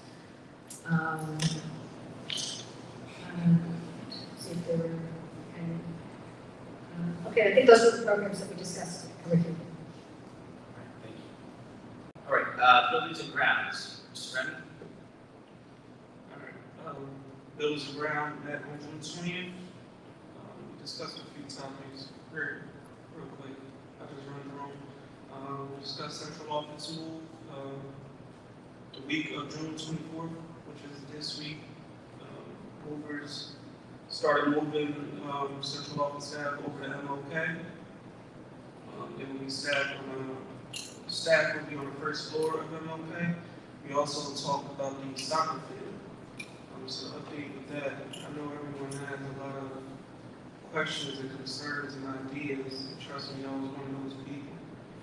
But there is a lot that goes into it. It's not just, I'll get the key and I'll do it since I live right here. I can do it. It's nice. It's very nice, but there's so much that goes into it. There's other people who don't use the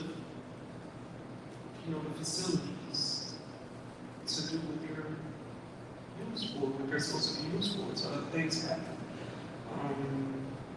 So right now, the gates will be closing at 6 at the soccer field. And it also takes a lot of our budget to pay staff to come and clean after and, make sure that it's proper for when children come to play and have a good time. That is presentable for them. The high school field is open right now, so play there. It's not the same, but the field is bigger. You can go there, have a good time, be respectful, use the field for what its intended purposes are for. And we also talk about next year is a 100-year celebration of Asbury High School. Wow. And last but not least, so if given any SBA monies, talk about fixing the high school bathrooms. So any money that we get, or we're trying to, figure out a plan that can goes back into our district, into our children, and do the right thing by it. That's building grounds. Oh, hold on. There's one more thing. Building grounds just happened this week. We did have a leak at Thurgood Marshall Elementary School. Right now that is being mediated. So that school for now is closed to students, staff and students, and hopefully we get it open by August. We had a leak on the 3rd floor that came opening out to the 1st floor, so it's going to take some time. Thank you. questions or comments? I have a question, Mr. Ruby, have you been discussing the structure of the stadium at all? And its condition of disrepair that needs to be taken care of? No, we did not. That's a good question. We'll definitely discuss that. We'll start seeing what our options are. But thank you for that. And if I may, just so that we don't have to reinvent the wheel on that, I know that Mr. Hastings, when he was here, was working with our former architects on that, but that is an issue that I know was looked into, and probably there's been a little bit of time now since Mr. Hastings' departure. I would imagine that it might be right again for review. But I don't need to reinvent the wheel if he has something that he can work on. Anyone else? I do want to say one quick thing. That, getting out of central office is something that seemed like an impossibility a while ago. And the fact that I walked in there the other day and there were cardboard moving boxes out of there, and the fact that we're going to be saving $24,000 a month. Well, it's going to be about $300,000 a year in rent and utilities, and that's on the conservative side. So we're listening to what folks are saying, and we're taking action that way. So I just wanted to make sure folks knew the dollar amounts involved. And central office will be located at the resort. Also, Mr. Vice President, there was also maintenance costs in that building, water damage and other things that we had to pay. So we're looking at substantial savings getting out of that building, and I want to call Mr. Remy, Ms. Glassman, and the superintendent on handling it as quickly as possible. And, I think it shows that this board is looking at every way to save money possible. We are in a financial stretch, so whatever we can save that we can put back into the thing. So I go to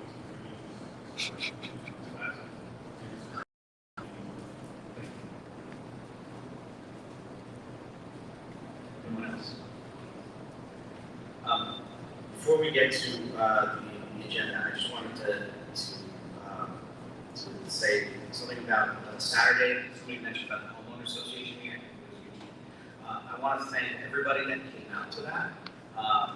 It was a pretty well attended homeowner association meeting. For the first time, we didn't have it at the library. We actually had it in our house. We had it at the high school. And Mr. Trevino gave a great presentation. Like, kudos to you. I think a lot of people. I was just getting positive feedback from folks about it, which was great. And then afterwards, after we took some questions, myself, Ms. Glassman, and Mrs. Riggs, we took the remaining folks on a tour of the high school. And they didn't know about the Hall of Fame that we have there, and all the famous, successful people that have graduated from Asbury High. Congressmen, mayors, Leon Hess, the founder of Hess, Hess Oil. So it was fantastic to see all these folks, and I think 95% of them didn't have kids in the school district. They're just homeowners. And they couldn't believe it. We took them into the STEM lab. We took them into the medical arts kind of room. And now remember, school's done. Teachers have taken everything off the in the classroom, everything off the walls and everything. So they're literally staring at an empty classroom. But they're still amazed that all of this stuff is in the high school. We took them to we went to the music room, right? Went to the music room as well. And then took them out to the fields to show them also that the gates are in fact open in the fields. And we really had good discussions with people about what the charter schools are doing, why we're not going to vote to pay them a cent until they can verify our students. And folks really, it was the first time, at least in my opinion, that folks really started to get it in terms of what we're facing as a district and how this is an all-in approach. It's all hands on deck, folks. And we all need to be aligned in the same direction. So I just wanted to thank Mr. Trevino. I want to thank everybody that came. I want to thank Mrs. Ricks and Ms. Glassman for coming there. And hoping that there's more opportunities to put our best foot forward. So.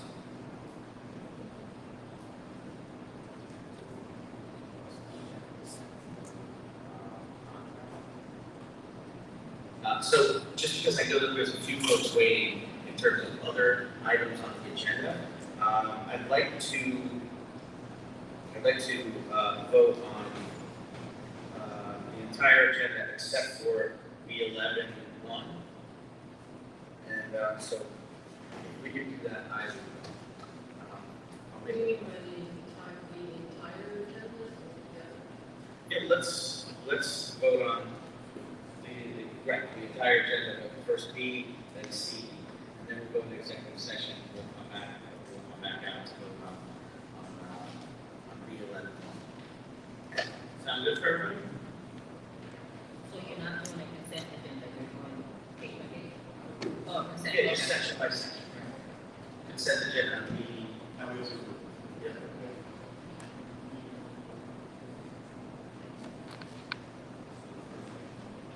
So the first section we have is B1 through B11 to B. Oh, that's right. I'm sorry about that. Can we go through A, B, and C?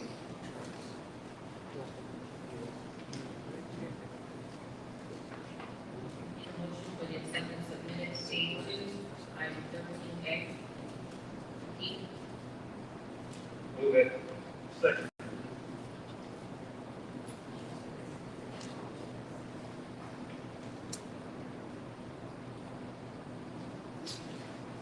Discussion. Roll call. Ms. Glassman? Yes. Ms. Zinsky? No. Dr. Maksud? Dr. Senna?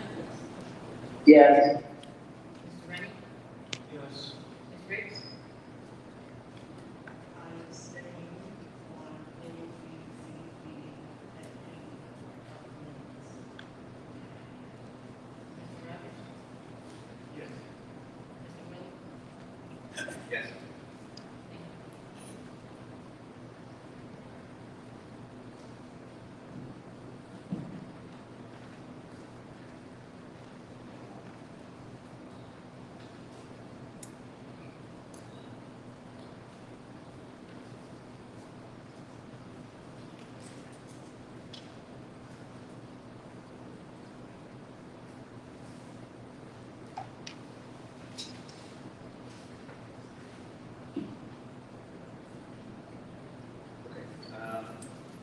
B1 through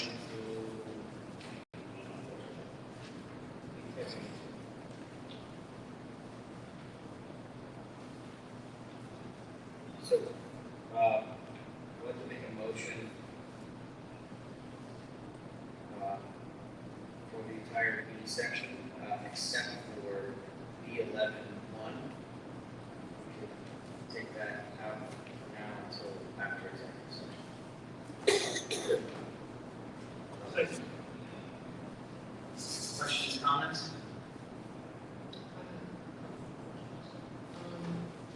B1, 2B, I thought this was a stipend position. It was looks like a administrative position now. Is that true? Has the job description changed? Yes, the job description was changed last month and the month before, and it's not administrative, it's teachers, slash athletic coordinator. So we're teaching classes and doing athletics. It's not affiliated with the teacher union? It'll be unaffiliated. I'm sorry, It'll be unaffiliated.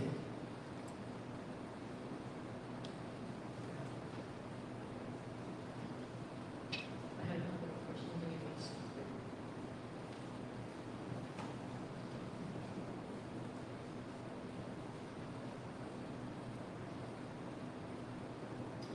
for the, that's the credit recovery, and the teacher's going to be teaching the courses and giving the credits. Just want to understand, because I didn't get any answers from the CMS.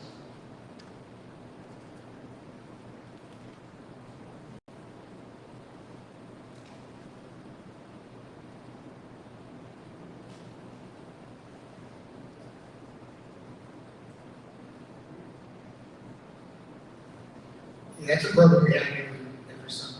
Recovery program. Is it with the teacher teaching the course? Yes. Yes.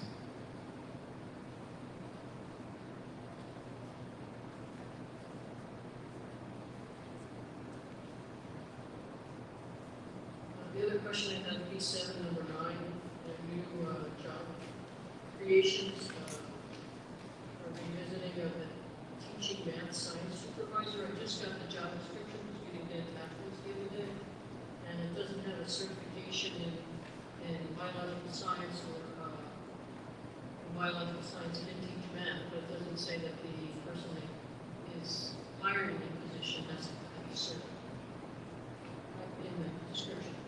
You don't, first we have to change the description because it was a mistake last time, but you don't need that certification. You don't need a certification in biological science No. to supervise. No. I have a cert in K-12 biological science, and it's a specialty certification from the state as a teacher. Well, anybody has it, it wasn't just like any other certificate you get in specialized instruction. I don't understand how a supervisor would be able to supervise science and math if you don't have those certs, to get that cert to do so. Yeah, a supervisor is a supervisor. A teacher would need a certification to teach the class. You also should be certified to know what the curriculum is, what the standards are, how to teach the standards, what's required. I'm concerned with that. I wish, I think maybe we should revisit that. The other question I have is creation of a human resource manager, just eliminating the human resources director, and we're adding a manager, and we've already given another staff member additional duties. I was just wondering why we're creating another position in central office. There were several of them. If you got rid of a director and a director's salary, this would be a manager and would not be a supervisor, and they'll be covering the HR position. As an abolished position, if the job description isn't correct, the individual that was let go would have first dibs back. I don't know if it's been reviewed by the attorney, the labor attorney, to make sure that there isn't any backlash from creating that position. Yes, I would check into that to make sure it exists. So I'm not quite sure what the savings are. Just and on B9, number 17, Teach Rock, I don't know why it says the cost not to exceed $7,500. I know that the Springsteen Archive donates $6,000 for the program. And I know that last year there was some kind of confusion, and the resolution was rewritten to read at no cost to the district. So I think there should be some adjustment there because it doesn't cost the district any money. The Teach Rock sends a voucher to the Springsteen Archives for all the costs.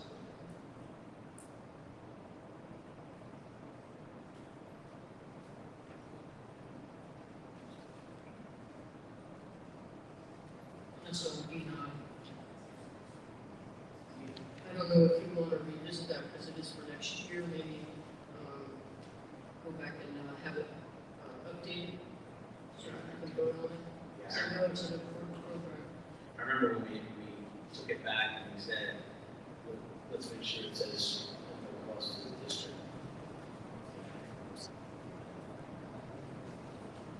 What does it cost this year?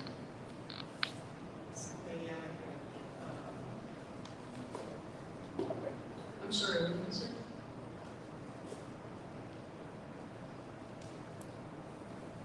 There's a cost to the district this year? Yes, moving forward, there is a cost this year. But I have to get Mr. Ruiz. I had a conversation with the person that is in charge of the program, and they said there's no cost to the district, that they get billed from Teach Rock for the programs. We can discuss this, if you want to, we can discuss it with Mr. Ruiz, but I believe there is issue a nominal cost to the district. Can we just revisit it and just make sure, have it maybe table that I remove it from the agenda, and just make sure that it's correct for the next, I mean, it's not till September, it's for the high school, right? Yes, it's tabled up to the high school, we can table it. Before you table, Make a comment, please, as president or chairperson of CNI committee when we brought this, it is absolutely free to the district. Absolutely. And still, it's free to the district. We check, there should be no cost, because it's through the Bruce Springsteen archive. Giving this to our district absolutely free, it doesn't cost us any money. I'm not sure what the $7,500 would be used for if the grant is free to us. if I could make a suggestion, only because I'm not sure what pre-planning needs to be done for this program. I know it's starting in September. But to the extent that anyone would like to amend this motion to have, instead of the not to exceed $7,500, if you want, you could amend it to say at no cost to the district, vote on it. That way, we can tell Teach Rock that we are on board, and we'll be able to sort out for next month whatever the cost is, if any. And at the same time, we will not have delayed the implementation of the program to the extent that it might get delayed if you don't do anything tonight. There is no cost to the district. The person out in Chapman who brought this program to the district was spoken to. There is no cost. That's why I was asking if you could break down how we got the cost of $7,500. What does that cover? Especially since the person who brought the program said there is absolutely no cost to the district. And Ms. Ricks, to your point, I'm suggesting that we amend the motion to have a $0 amount in it for the one that's approved tonight. And then we can at least let Teach Rock know that we're on board for September.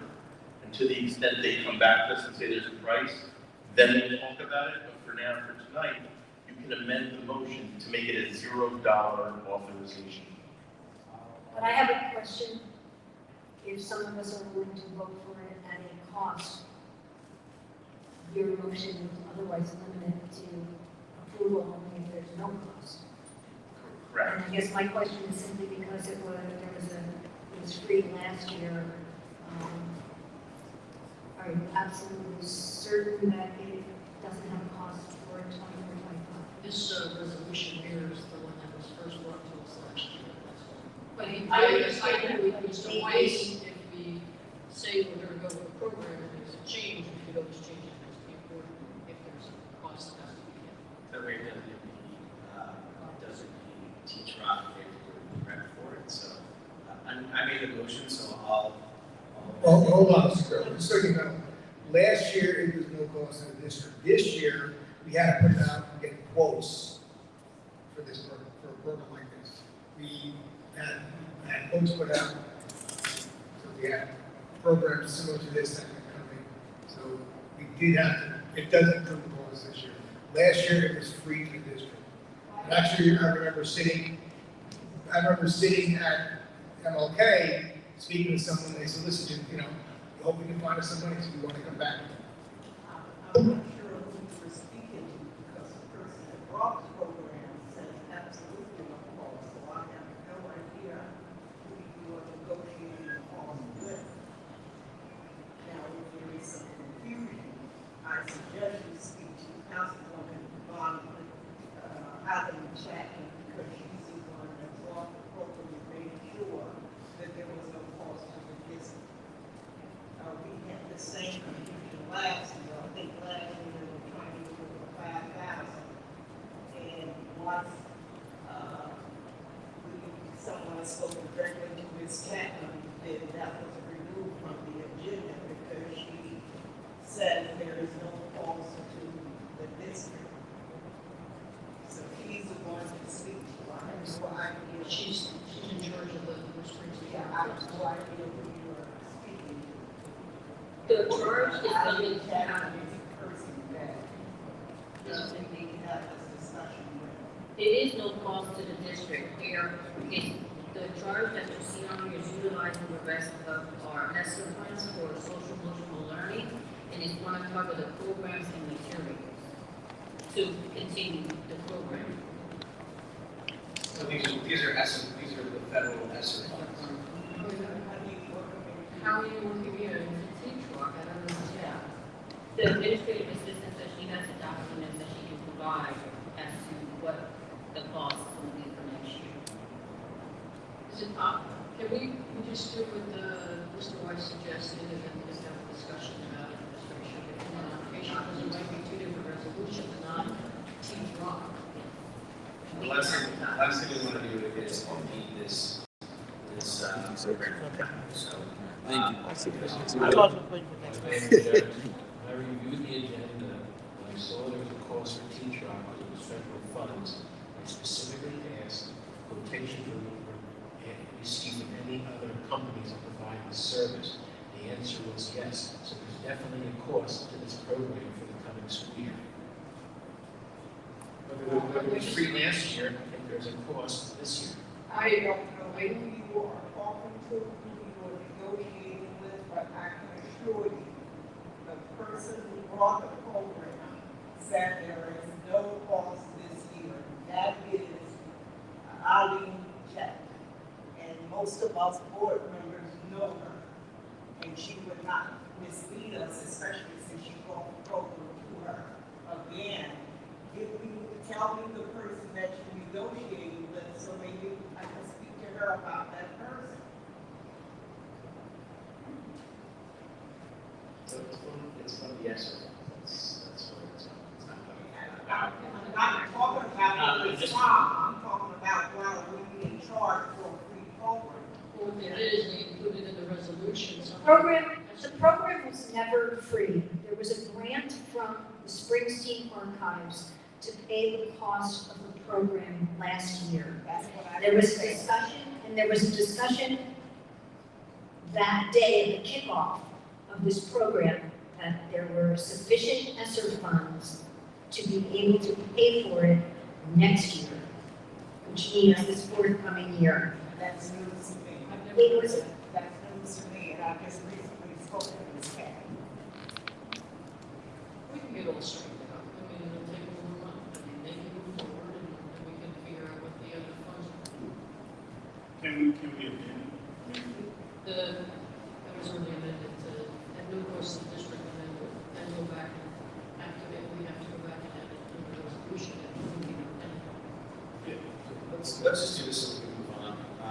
I just have one other question, on the addendum, the 11B, 2B, that specific title was abolished. Has that individual been asked to return? That's the reason that they left the question. Was it last year?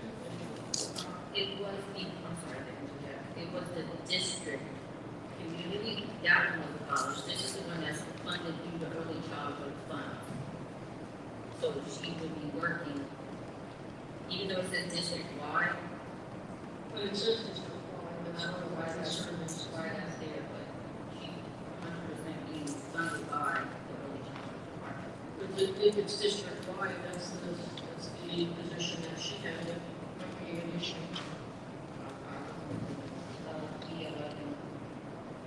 V11 to be.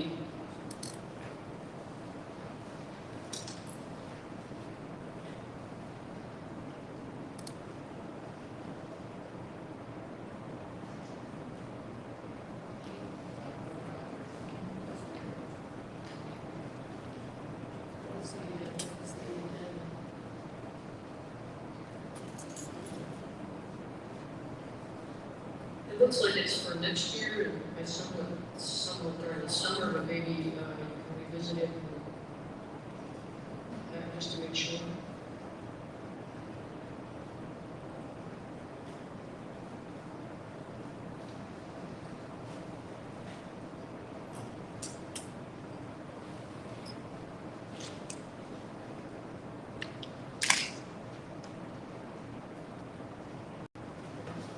Just real quick, it's part of the code, early childhood code, that we need the parent specialists. That's part of the code, state code for early childhood, so that position is needed. And it's paid out of early childhood, but it's used throughout the district, and it's helping our families throughout the district, but it is part of the state code. But you're replacing somebody who's removed from that position because of the abolishment of the job.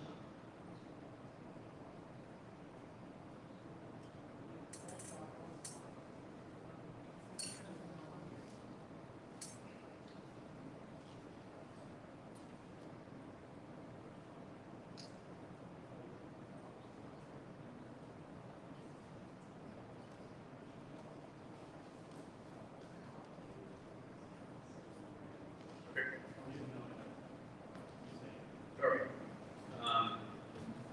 So that's, anyone else have any questions or comments? Mike?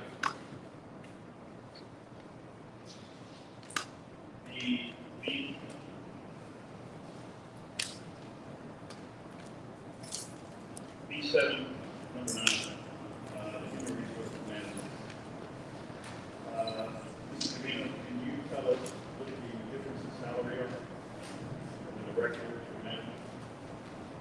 It's gonna be about $50,000 to $60,000 difference.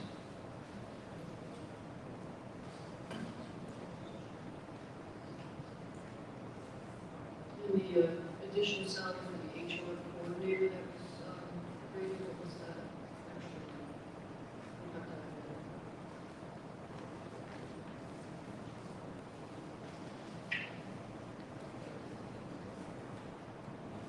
That was an HR director. Wasn't there a position HR coordinator? No, there is, this is, no, not an HR coordinator.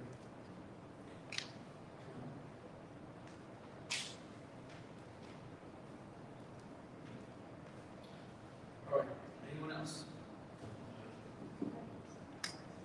I don't want to beat a dead horse, but I need to go back to the T-Rock program. It says, the resolution says up to 7,500. It could be 0. I think we should vote on the resolution as it is. If you don't want the program at any cost, then you can vote no. There are ESSER funds that are available and they're going to expire. If there is a grant available from the Springsteen Archives, great, we'll take advantage of it. I would personally hate to see us lose this program.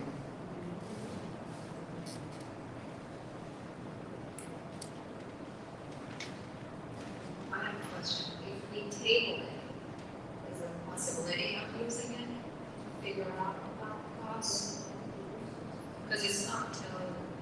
The problem is, and look, I don't profess to know T-Troc's schedule or planning scenarios or anything like that, but I would imagine that they're taking the time over the summer to take stock of the number of students that they have so that they can plan, to deliver the program. And just because we're kind of flying blind right now, not knowing when they do that, I would be concerned that our not taking our inaction tonight may result in us not having the program here. But again, we don't know what the planning phase is that T-Drop is in. That's why if we do no cost to the district, we can update it next month. It's not going to cause a problem. I mean, That was my question. And right now, it's combined with ESSER funds, as I funds already, we have to associate Council Music. costs with these funds. We're gonna have to we're confusion. If you're not making an informed decision, then we just right now, I'm saying, we have to subsidize and keep those funds. Understand that part. So, no, we're gonna find out. And I don't mind amending it to no cost to the child rock, but we need to go forward because we don't want to put associated funds because we put down the actual program. We put it down. no, yeah, I don't want to vote the program down at no cost to the district and then revisit it if there's some other cost that we can. Yeah, that's what I thought we. This last one, we have a problem now. I do. Because there's a I possibility. do. I think that there is potentially a time constraint. And when you say up to, it includes zero. And we still have the discretion within that range to choose not to do it at the end of the day, if you don't want to, but I think we run the risk of losing our place. And if we know that we have the ESSER funds available, so the net result to the district is going to be zero. But the ESSER funds aren't part of teacher. Yeah. We got $7,500, but we place $700. If we have $7,500, while we going in at a free program, we can take that $7,500 and attach it to another program to enhance, because we have several programs that need to be enhanced. So why would we just want to throw, just because we have the money, to throw the money towards a free program, a grant program that was brought to us? So that's my confusion here. If our administration has said that there is a cost to this, regardless of the fact that there was a grant last year.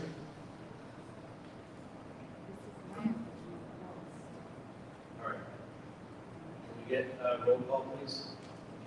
And leave it as is, and if people don't want it, then they don't want it. But please, can we get clarification, because if it's wrong in here and it really is no cost to the district, then we're gonna have to, either call a special meeting or wait until July to fix it.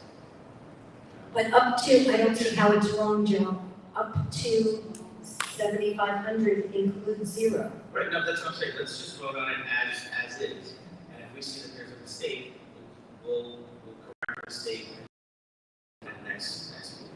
Let's just leave it as is. Roll call.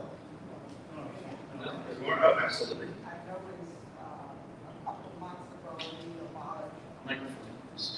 a couple of months ago, we were talking about, we were administrative heading. And I think it was 5 to 7 administrative positions were abolished. And everybody was happy about that. But since that time, we changed titles and added so many other positions that, correct me if I'm wrong, seem to be administrative positions. Like, say for instance, the human resource manager and the teaching math science supervisor on this issue. And then on last month's agenda, there were 4 or 5 other positions have gotten rid of administrative positions during the month of February, March, but in April, May, and June, we continue to add administrative positions, just a different title.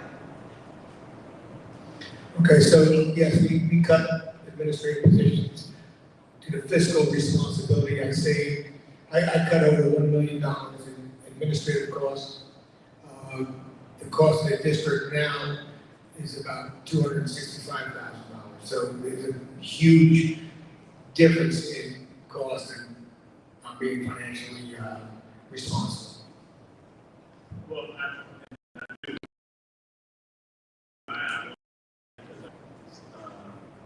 budgets, what is it, the stroke budgets for other districts, the central budget that comes out, if you look at them,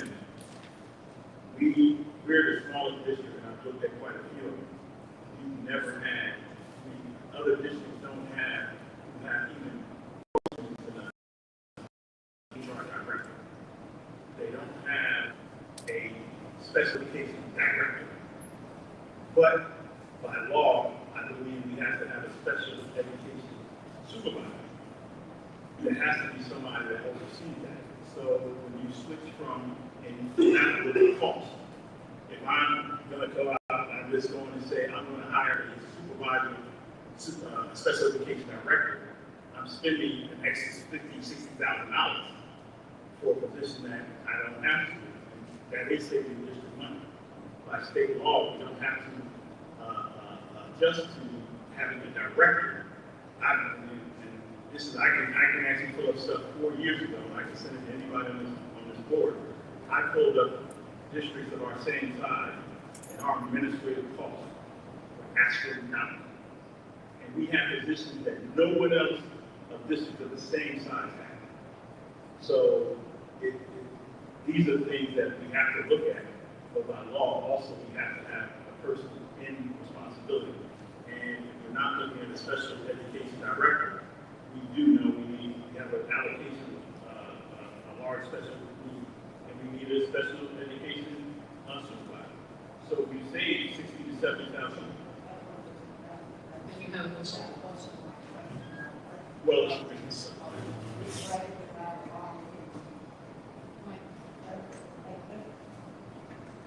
my concern is we bragged about, when I said we, the board in general, not necessarily me, but the board in general, we bragged about abolishing, getting rid of administrative positions.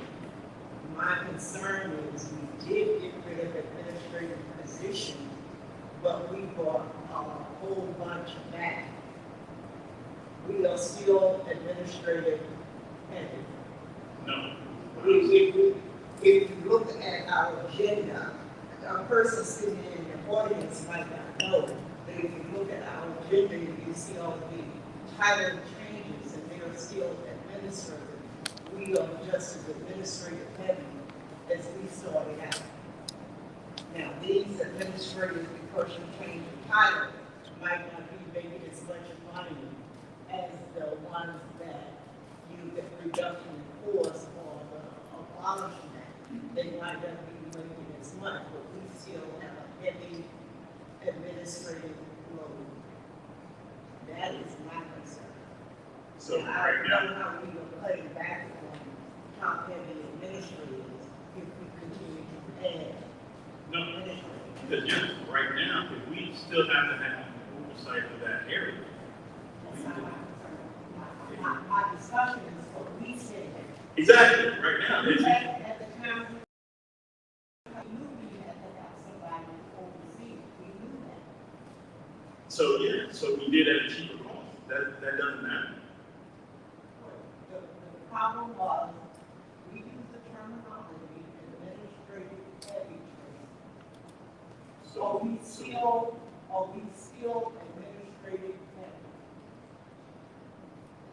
I said, not the board. Are we still administrative heavy in this? No, I still believe some positions did not come back. Based upon the number of students we have. Yes. Last I counted, was around 1,400. No, On no, no, the no, cell no. administrative revenue for a student population of 1,400 students. And that's what I'm saying. Yes, some certain I would positions, like to certain. veto parents of that because he's being, I'm not asking you that, I'm asking the superintendent. Okay, so in my presentation, I said your administrative fact. That's what I said, that we had a high cost of administrative salaries. Okay, we need a supervisor of special ed by law. We need a supervisor of early childhood by law. Okay, so yeah, I brought those positions back. There are staff members that are actually interviewed. We're in district, so they're basically reassignments into positions that are administrative. So they're not, I'm not bringing people from outside, I'm not bringing a director of human resources, I'm not bringing a director of special ed services. So we do not have directors, we do have supervisors, but we need those supervisors in those positions. And that's At a substantial, like I said, I think we saved over $1.2 million, and this is gonna cost about $265,000. I'd like to see that broken down in some sort of chart, because I agree with Ms. Ricks, I'm not seeing that in the titles. Maybe the salaries, but she's saying positions. Salaries are one thing, I mean, we've given money back to people, we've hired somebody back, we have two acting and a superintendent on administrative leave. We have a lot of positions. I don't, if there's been one eliminated, there's one or two being created to make up that difference. So I'd like to see where we stand right now, because the board is some group of people here that said they wanted to reduce administrative costs, and part of that is reducing administrative positions. Okay, so we're going to call this, all right? Everyone's got, said their opinion. It's time to vote. If you don't like it, you just vote no. Anyway.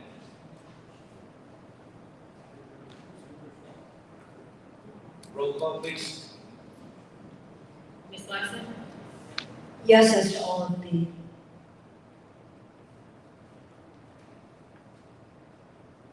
Ms. Losinski? I'm going to go through the agenda page by page, because I have some stuff. So bear with me.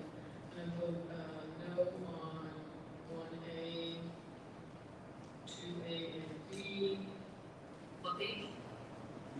On the first B1. B2, yes. B3, yes. B4, yes. B5, yes.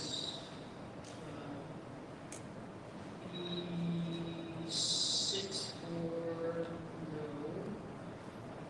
B7, I'm gonna go B7, number 5, I was gonna vote no on E and F to go along with my first vote.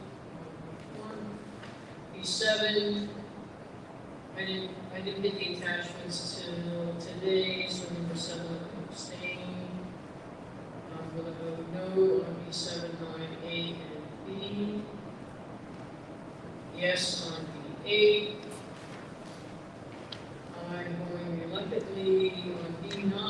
I would vote yes if it was no cost to the district, but that's not how it's written. So I'm going to abstain from that one. B10, yes, and on the addendum, B11, yes on 2A and no on B.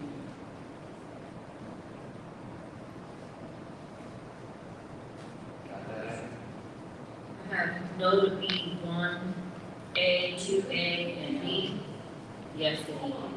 on a minute. All right, go ahead.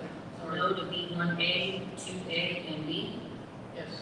Yes to B2, B2, yes to B3, yes to B4, yes to B5, no to B6, number 4, for B7, number 5, no, talking about E and F. B7, number 5, B and F. B7, you abstain, B8, yes, B9, No. no, B7, I'm sorry. oh, B7A, you abstain, 9A and B, 9, A and B, I'm going for. No. B7. B7A. Is there B7A? Or you abstain from B7? B7, I need to be detached, so I'm staying. Okay. B8Y, yes. Correct. B9 abstain. B10, yes. B11, yes to 2A, no to B. Correct. Dr. Mansur? I have a question for B79A for science supervisor. The credential of the supervisor, is it a teaching license? Is it a supervisor certification in science? So what type of training they have in science to supervise? Right now, just so you know, all the supervisors that we have now are curriculum instruction, CNI, that's it. If they can be moved anywhere within that, so supervisor is a supervisor. It's not about the content necessarily, it's about providing them with professional development, providing them with any assistance they need as a supervisor. So you don't need a supervisor cert. You only need a supervisor cert. Like attendance, or like nothing science related? You know, it's science related, but all, a supervisor is a supervisor. So I can, if you have a supervisor cert, I can put you in any position that is needed. That's how that. Then, yes to all. Yes to the whole, Yes. the motion? Yes.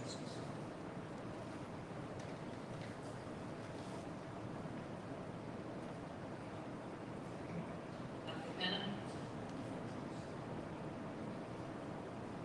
Dr. Penna, you still there?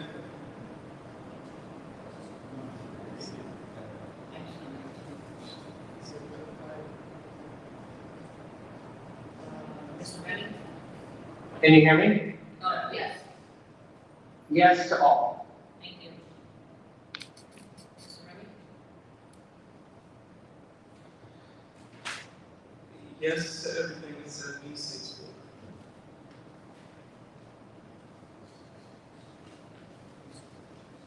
B6 what? 4. Ms. Riggs?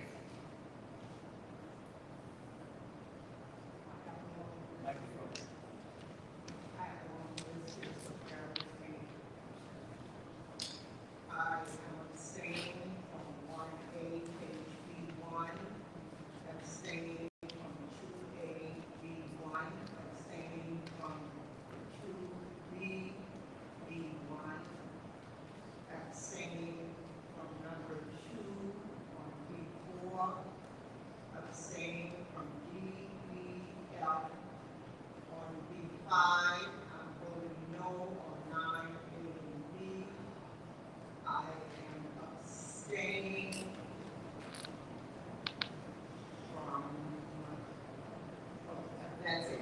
And I am abstaining and recusing myself that has anything to do with awards. That's WARDS, be it Ward or Jones Award. I'm recusing myself from that. Everything else is a yes. You have a no for B1A, 2A, Yes, go ahead. abstain from B1A, 2A, B1, 2B, B1, 2, B4, A, D, F, and B5. And you're saying no to 9A, B. From anything related to the Ward, B, or Jones Ward. Ms. Brown, I have a question regarding B6-4. As long as relocation, have, like, for example, Ryan Hackett is from MLK. Okay. It's MLK to MLK or MES to MES.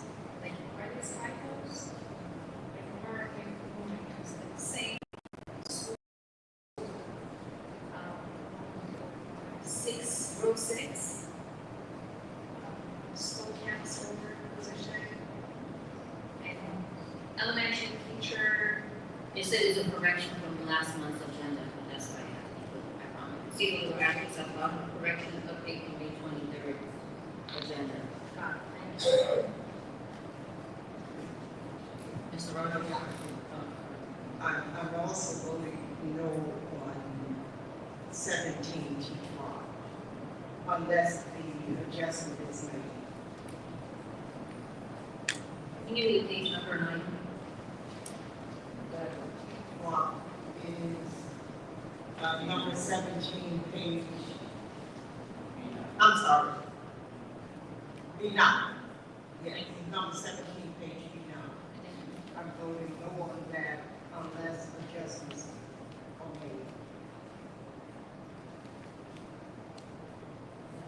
Mr. Rogers?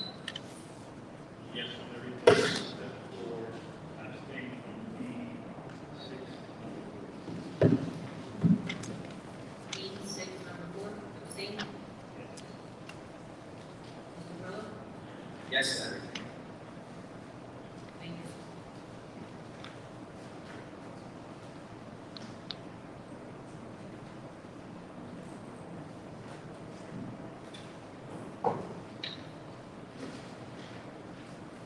All right, section C. Are we good, Ivy?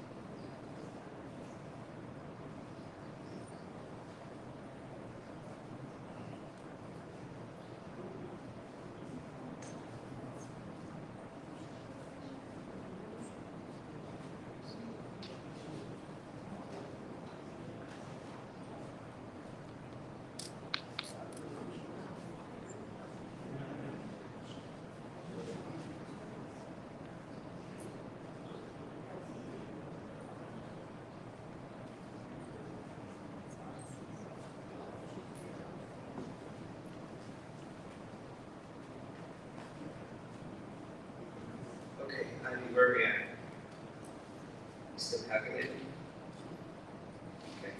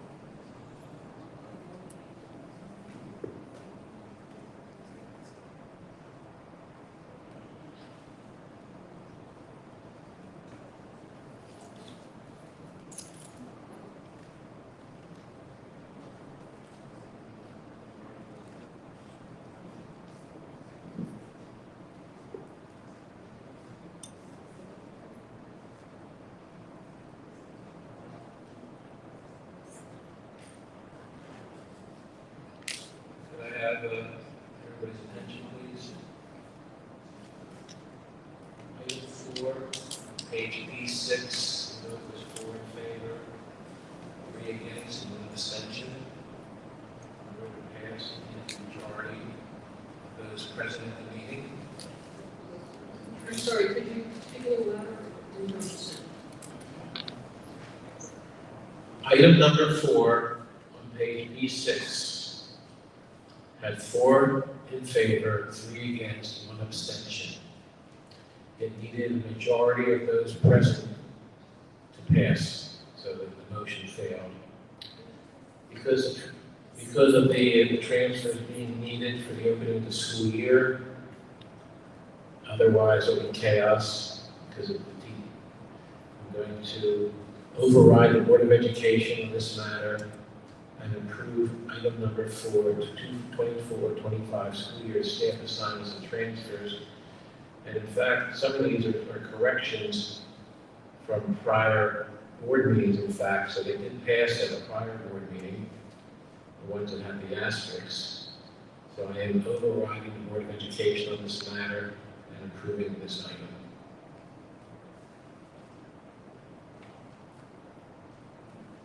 Thank you. Did everything else pass? Okay. Yeah. Just because. There's 2.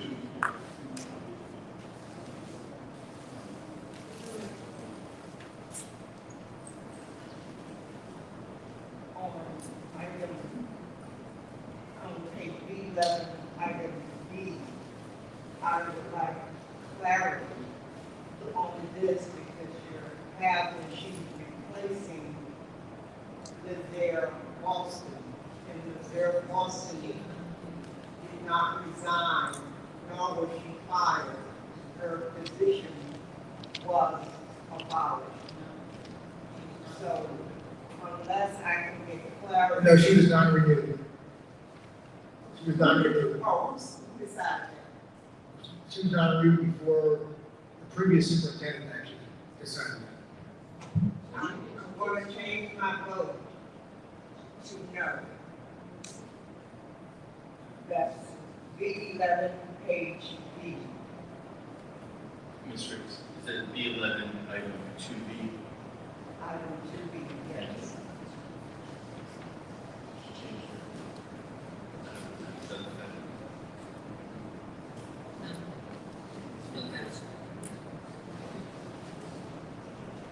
Mrs. Riggs, your vote has been changed, and Ms. Brown indicated that action item still passes.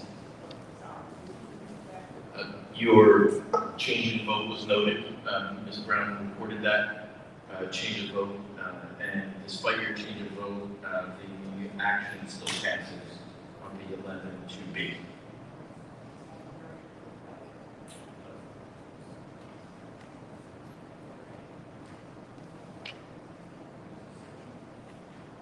There's a section C.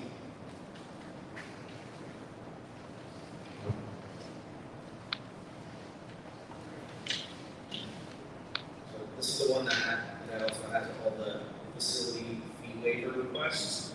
I just want to remind folks that the city is considered a level, what is it, level 1, level A, level 1. In terms of use, we did speak pretty adequately about not waiving fees on some of the other organizations that are not either or that are not level 1 or school. So with that, I want to make a motion for consent agenda. Of all of section C, C1 to C17. A second. Questions or comments? Yes, if I may, board members, please take note that item C6, item E, is a request for waiver of fees for a religious organization. There's a New Jersey Supreme Court case, I believe it's Resnick versus East Brunswick, that says that a public body like a school district must charge religious organizations for any out-of-pocket costs that the district may have, including but not limited to utilities, heat, janitorial services, etc. And the reason why the New Jersey Supreme Court held that is because under the Establishment Clause of the Constitution, state agencies and governments cannot advocate or support religious organizations.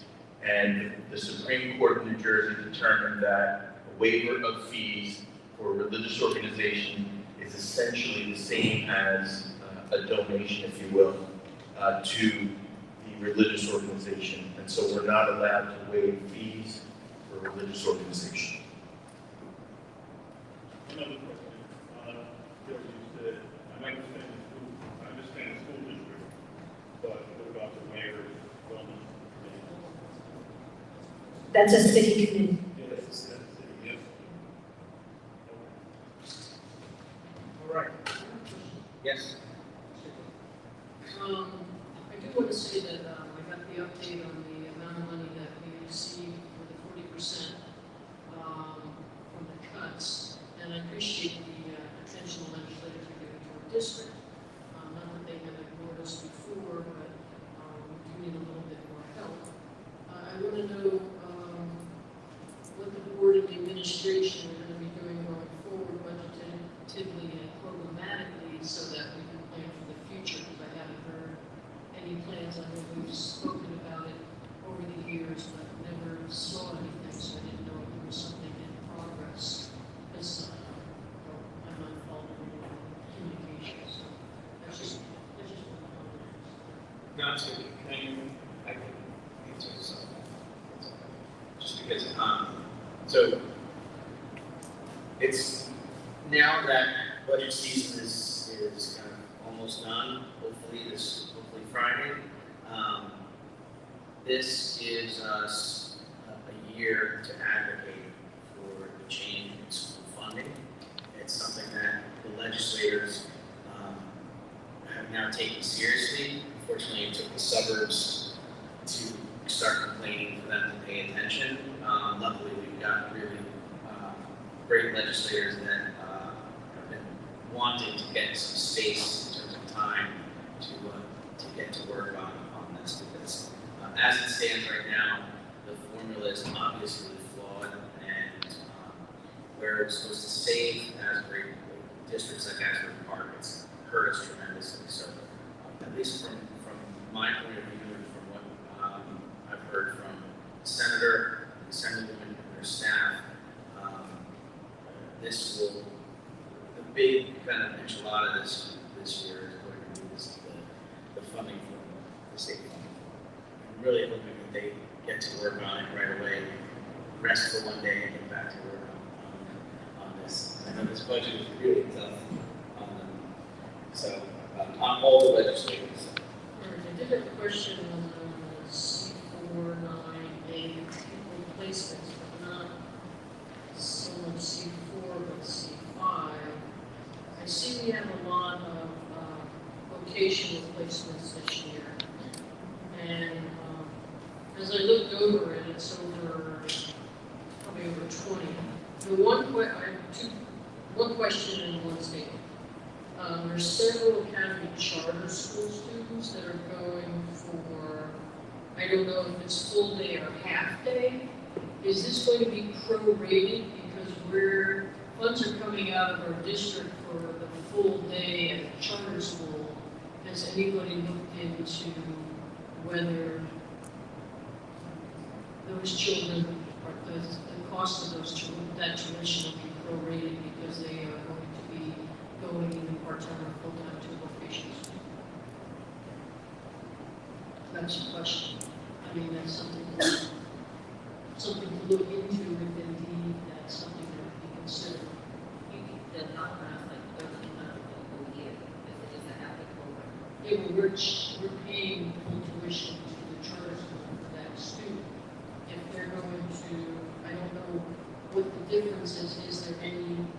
anybody thought about prorating because they're now going to the vocational school? To answer your question, I Yes, sir. believe that all half-day vocational school students are treated as shared time students. So the charter school, when they submit their ASSA, will be more there as a shared time student, not a full-time student. So if you're receiving half tuition, they're going to be attending the charter school half a day, and the district pays the vocational school for the other half. While you're discussing that, page C5, that entire list of vocational school year, those are the duplicate students, they're already on page C4, so it's not as many as you think they're going to be in. The other question I had, careers are very important here in our city for the children. Not everybody's college, and that's what a lot of schools, not everybody's college ready. And we eliminated 2 of the programs we have here, the cosmetology program. We have a pretty large class of students, and then allied health, which was very popular.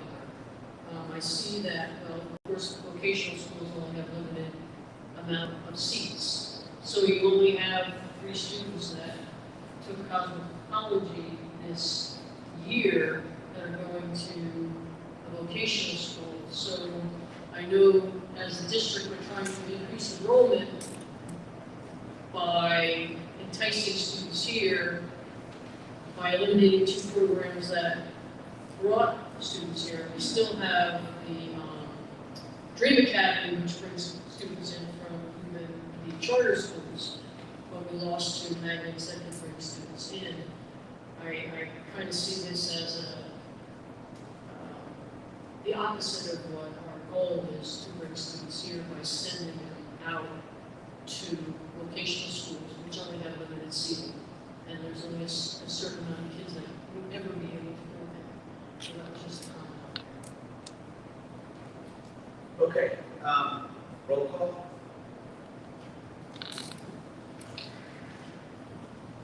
Ms. Lawson? Further comments? Just, no, I'm sorry. No, this is just, wait, you can't. I just said roll call, and now she's about to. You didn't ask me if anybody else had any questions. I did. I have one more question. Go ahead. Go ahead. I know you don't like my questions, but No, I love questions. Just, I want to keep it going.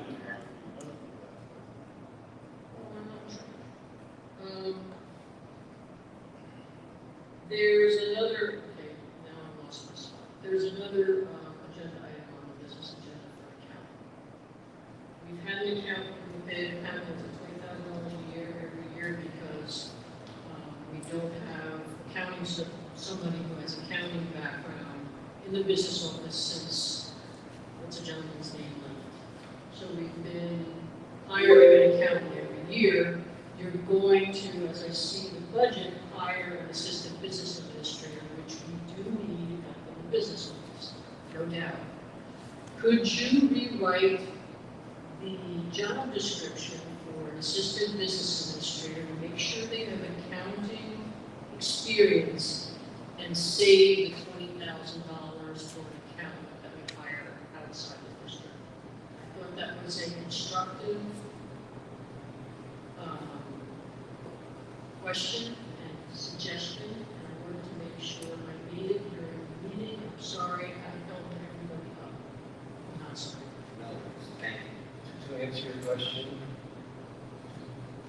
Barbara? Yes. To answer your question, I plan to review the job description for the assistant business administrator before it goes out to make sure it includes everything that's necessary. I would not like to have, not that I have anything against the firm, I've used that firm in other districts, but I really don't, if we have the right people, we will not need. Yeah, accounting is very important for anyone with a job, and it's paying somebody who we had somebody, eliminate that position. It's important. Thank you so much. We review that and make sure that it includes experience in accounting.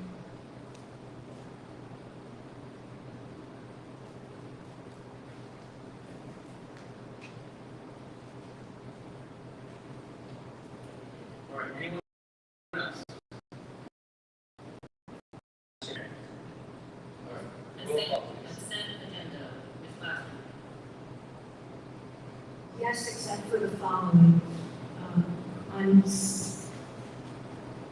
C2, number 4, if it's possible, I would like to pull out and say no to the transfer of any funds to College Achieve. Then as to C6, number 12, C6A is no. C7, BCD is yes. E is no. F, I need to abstain. G is yes.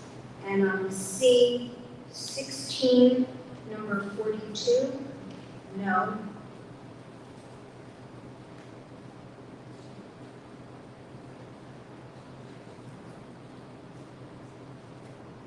So I have C2 number 4, no, it's related to pass. C6A, no. C7, you have a yes to BCD, no to E, no to F, and yes to G. I have to abstain on F. So you have to except for F is an abstain, and G is yes. And C16, 42, no. 16, 42, yeah. No, that's It is 16 now. C16, number 42, no. Yes, I mean, that's correct.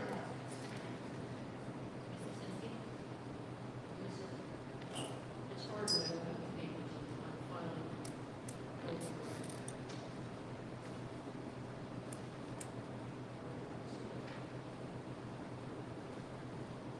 C1, yes, except for, except for the bills of any students that haven't been verified.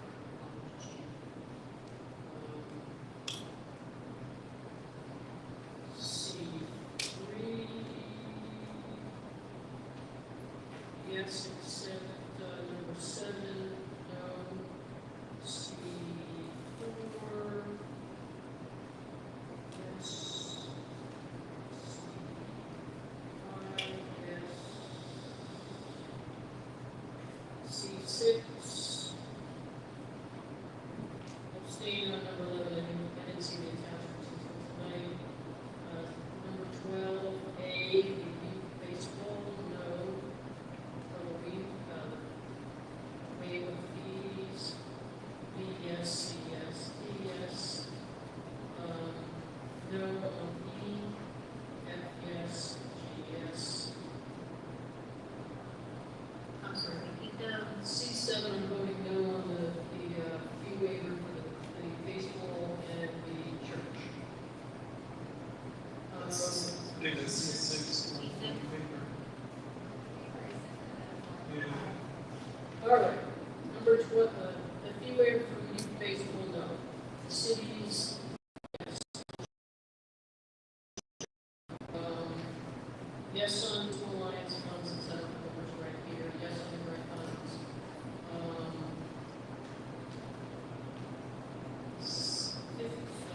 The MOU with Bobby Ashley of State Site, that is.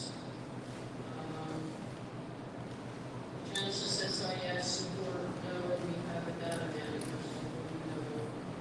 Professional service award, yes on everything. Abstain from board attorney.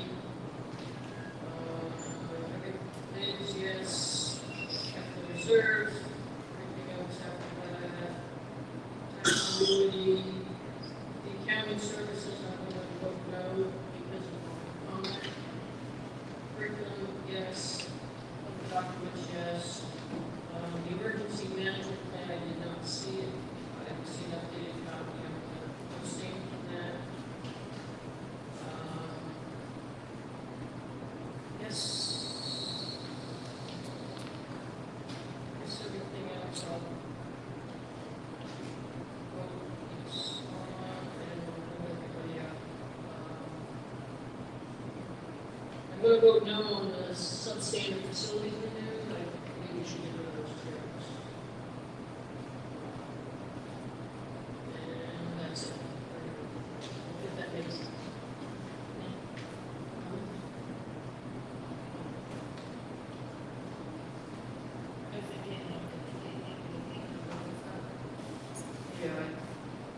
didn't get updated in the,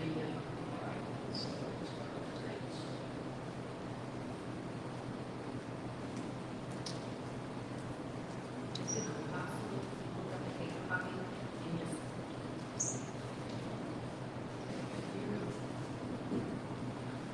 if I have C1, yes, except for anything related to policy. correct. On C3, you say yes, except for 7. You say no. Page C3. C3, Yes, except yes, for 7. yes, no, yes, C3, C4 is yes, C5, yes. C5, yes, C6, you're abstaining from number 11A.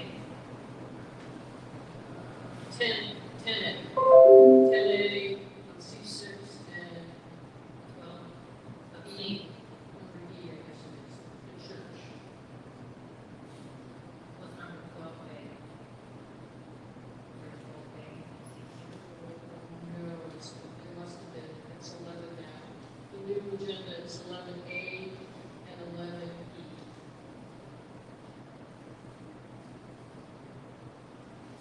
C7. Okay, ready? C6A, 10A, E.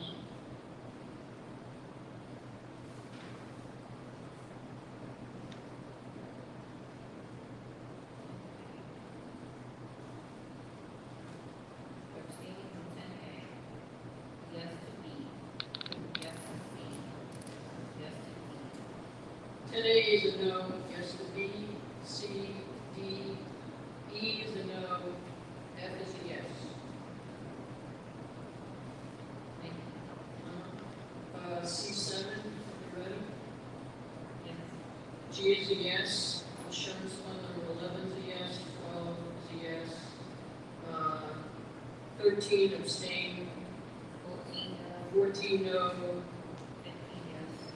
15 A yes, B yes, abstain on C, D yes. 16 yes, 16 A, B yes. 9 C yes. D yes. Looks like everything yes. And, yes. Yeah, 10 is, yeah. 11, yeah, yes. 12, yes. 13, yes. 14, yes. Oh, no on the trailers, number 35. Okay. You got that, and then everything else you got? Yes. Thank you.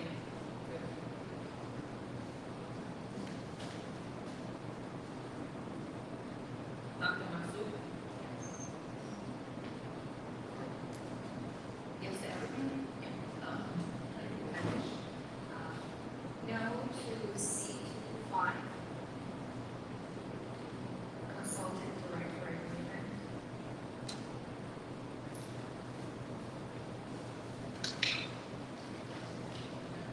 And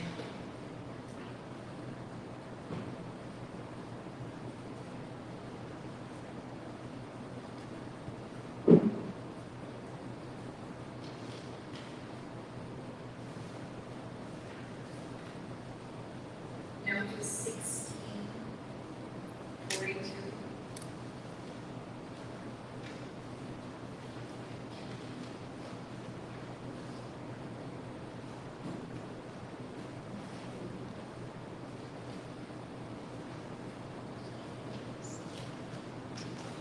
And no to C6, 10A, 10B,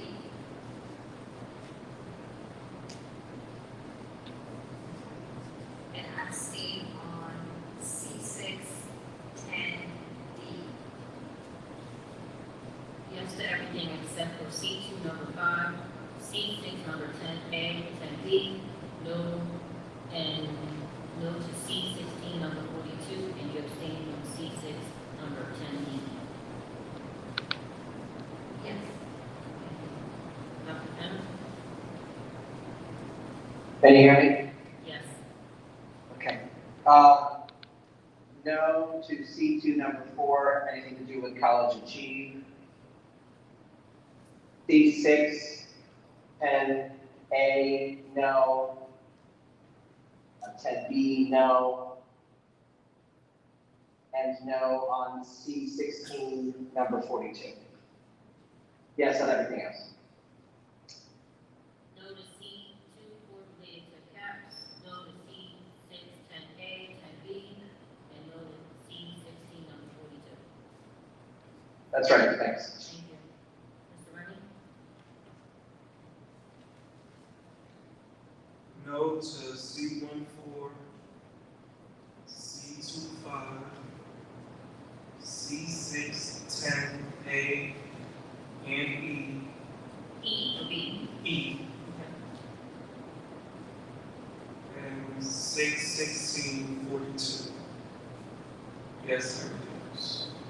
No to C, no to C14, C25, C6, 10A, and E, and C16, number 42. Correct. Ms. Ricks?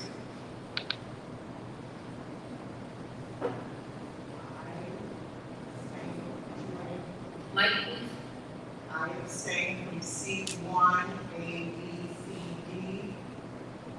Abstain C1, item 2. Abstain C1, item 3. Abstain C1, item 4. Voting no on C2, number 5. Abstain from C3, item 7A. And that continues from C3 to C3, C4, C5. Abstain. Abstain.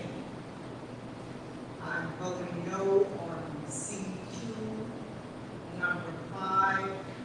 And I'd like to make a comment. The board discussed earlier this year about not waiving facility fees. If we waive this facility fee, we would be waiving off about $40,000. So that is my reason for voting no on that one. What number is it? No to? Oh, sorry. C2, number 5. Okay. C6, 10A, Is that all?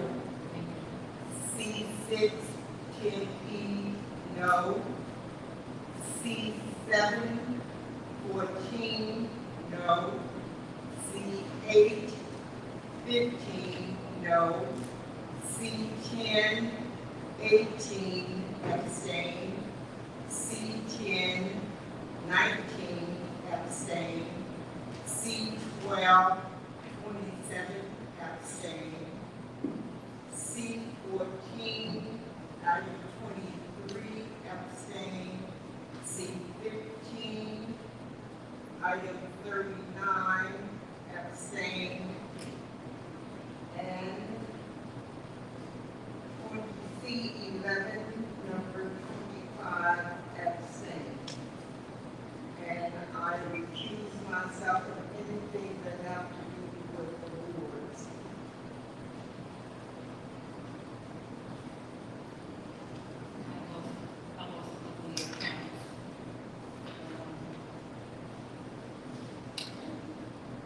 Did you vote anything on C9?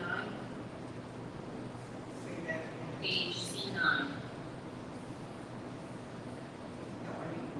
Everything's yes?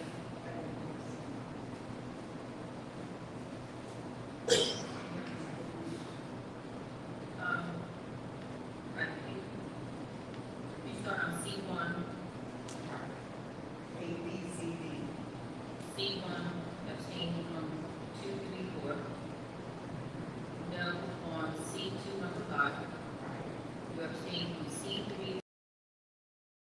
7A, and then you abstain from all pages of C4, C5, and C6.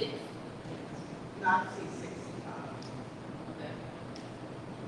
You said no to C6, number 10A and B.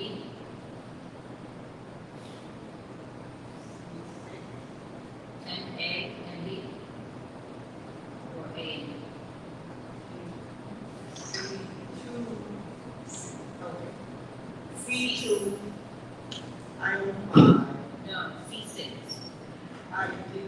say, oh, yeah, I'm sorry,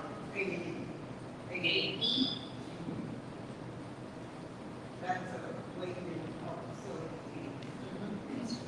And no to C7, number 14 and 15. And no to C10, number 19.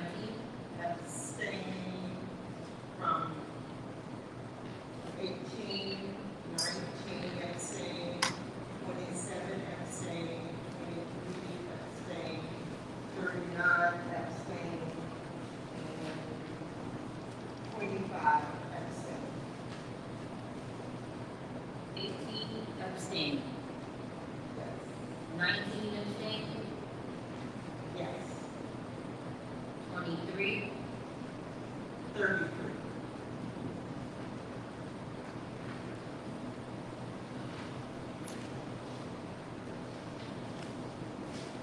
27,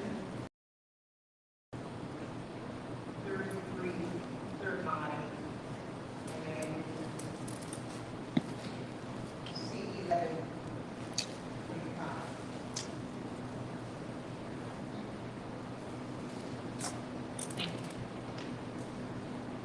Mr. Rogers?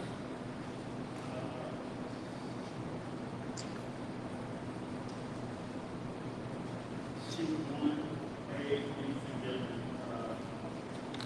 color T, no. C6. Can you speak up? I'm sorry.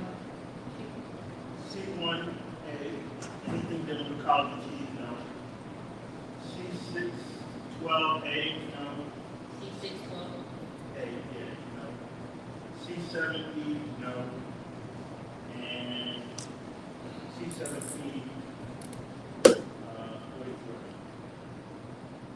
1744.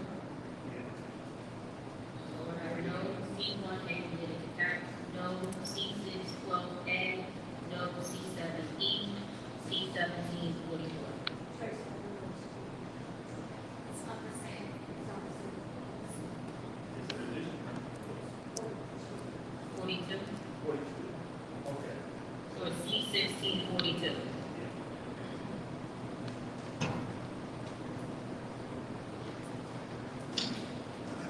Mr. Willow? Yes on everything except any payment to college chief. I'm abstaining on any payment to Jason Pino and New Jersey Natural Gas. And we may be paying bills. And no C610A, C610E. That's it.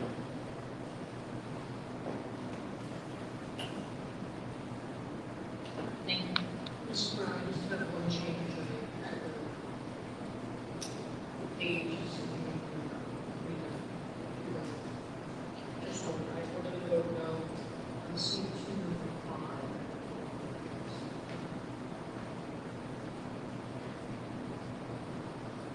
No to C2 number 5. Correct.